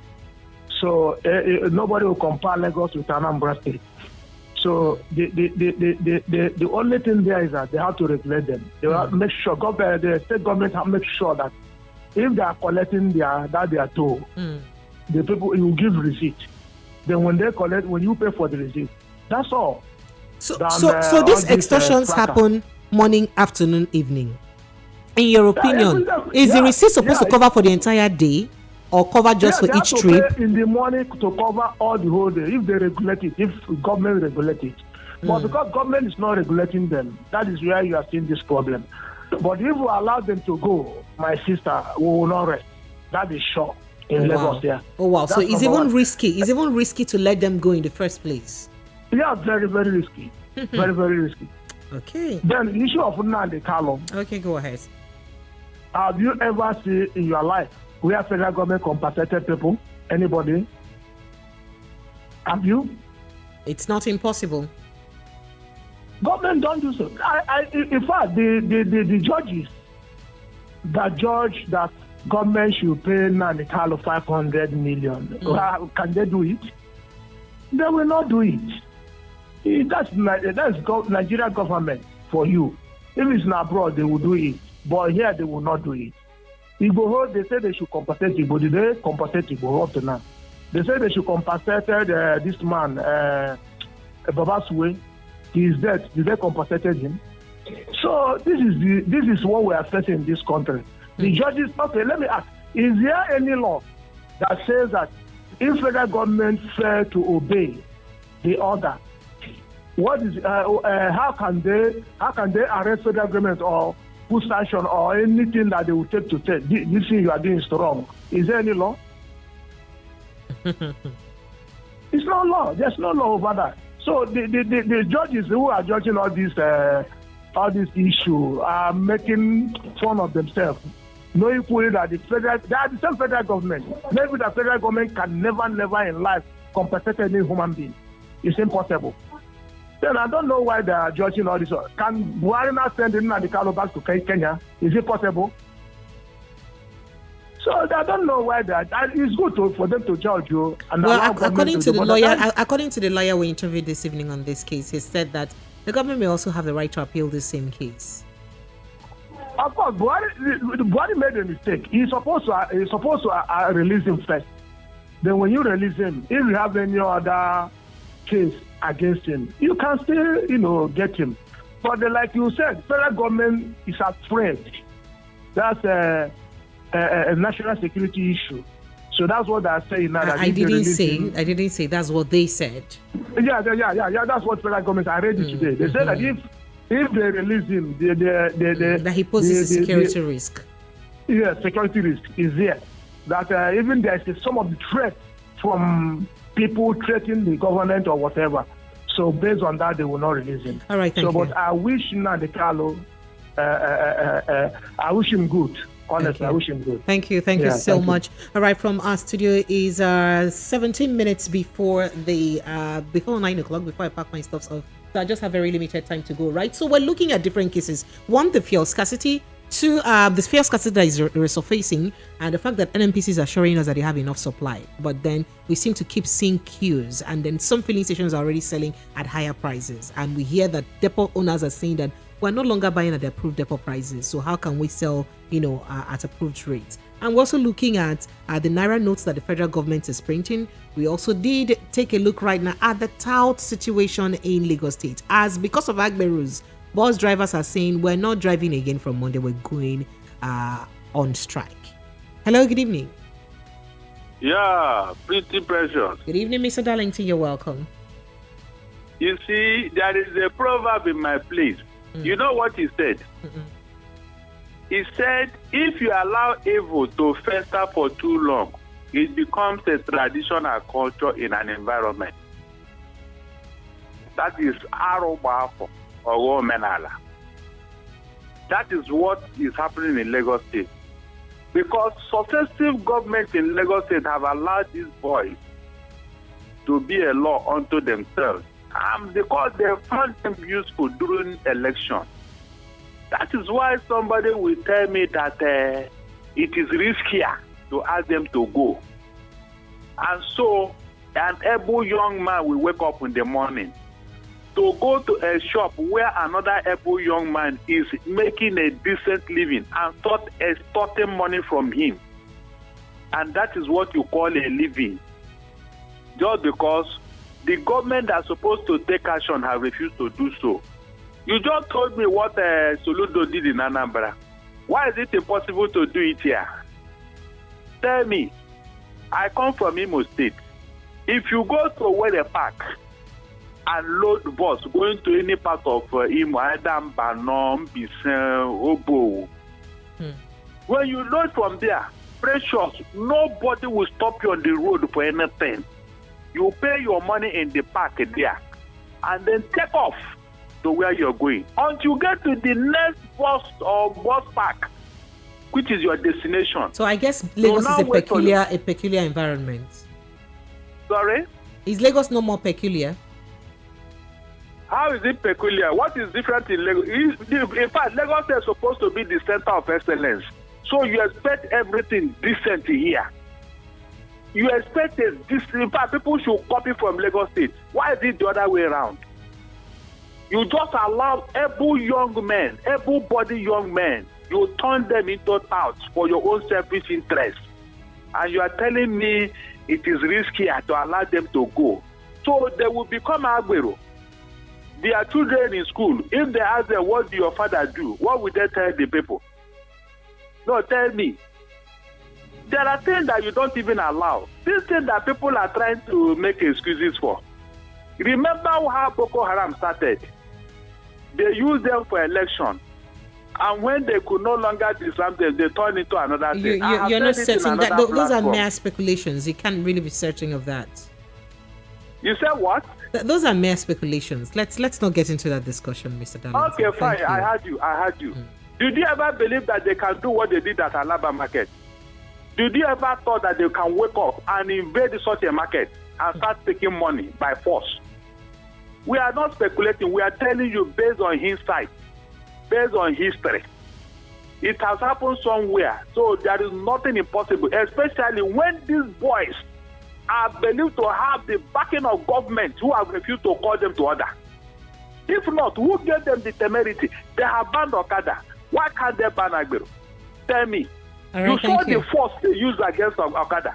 Yeah, thank you. you. So why can't they do the same thing to these boys? Thank why? you. So that's exactly what the complaint is, because I mean, if you see the different little pockets of protests that have tried to hold and the force that the government used against them, the NSAS case is a typical example, and the NSAS memorial is a typical example too. That will tell you that something is going on, and I will hold Lagos State responsible. Thank you. My one is that the day some people will react. Like if the Alaba boys have reacted, the precious, what do you think would have happened by now? The narrative would have been another thing. They will either say that Biafra, they brought Biafra to Lagos, or I Thank you, Mr. Darlington. Let's not drag this. Let's not drag this to along religious ethnic lines, please. Let's just face the case. So, talking about this issue, according to the press statement that was released by this organization that is asking to withdraw their services, let me take this call and I'll get back to it. Hello, good evening.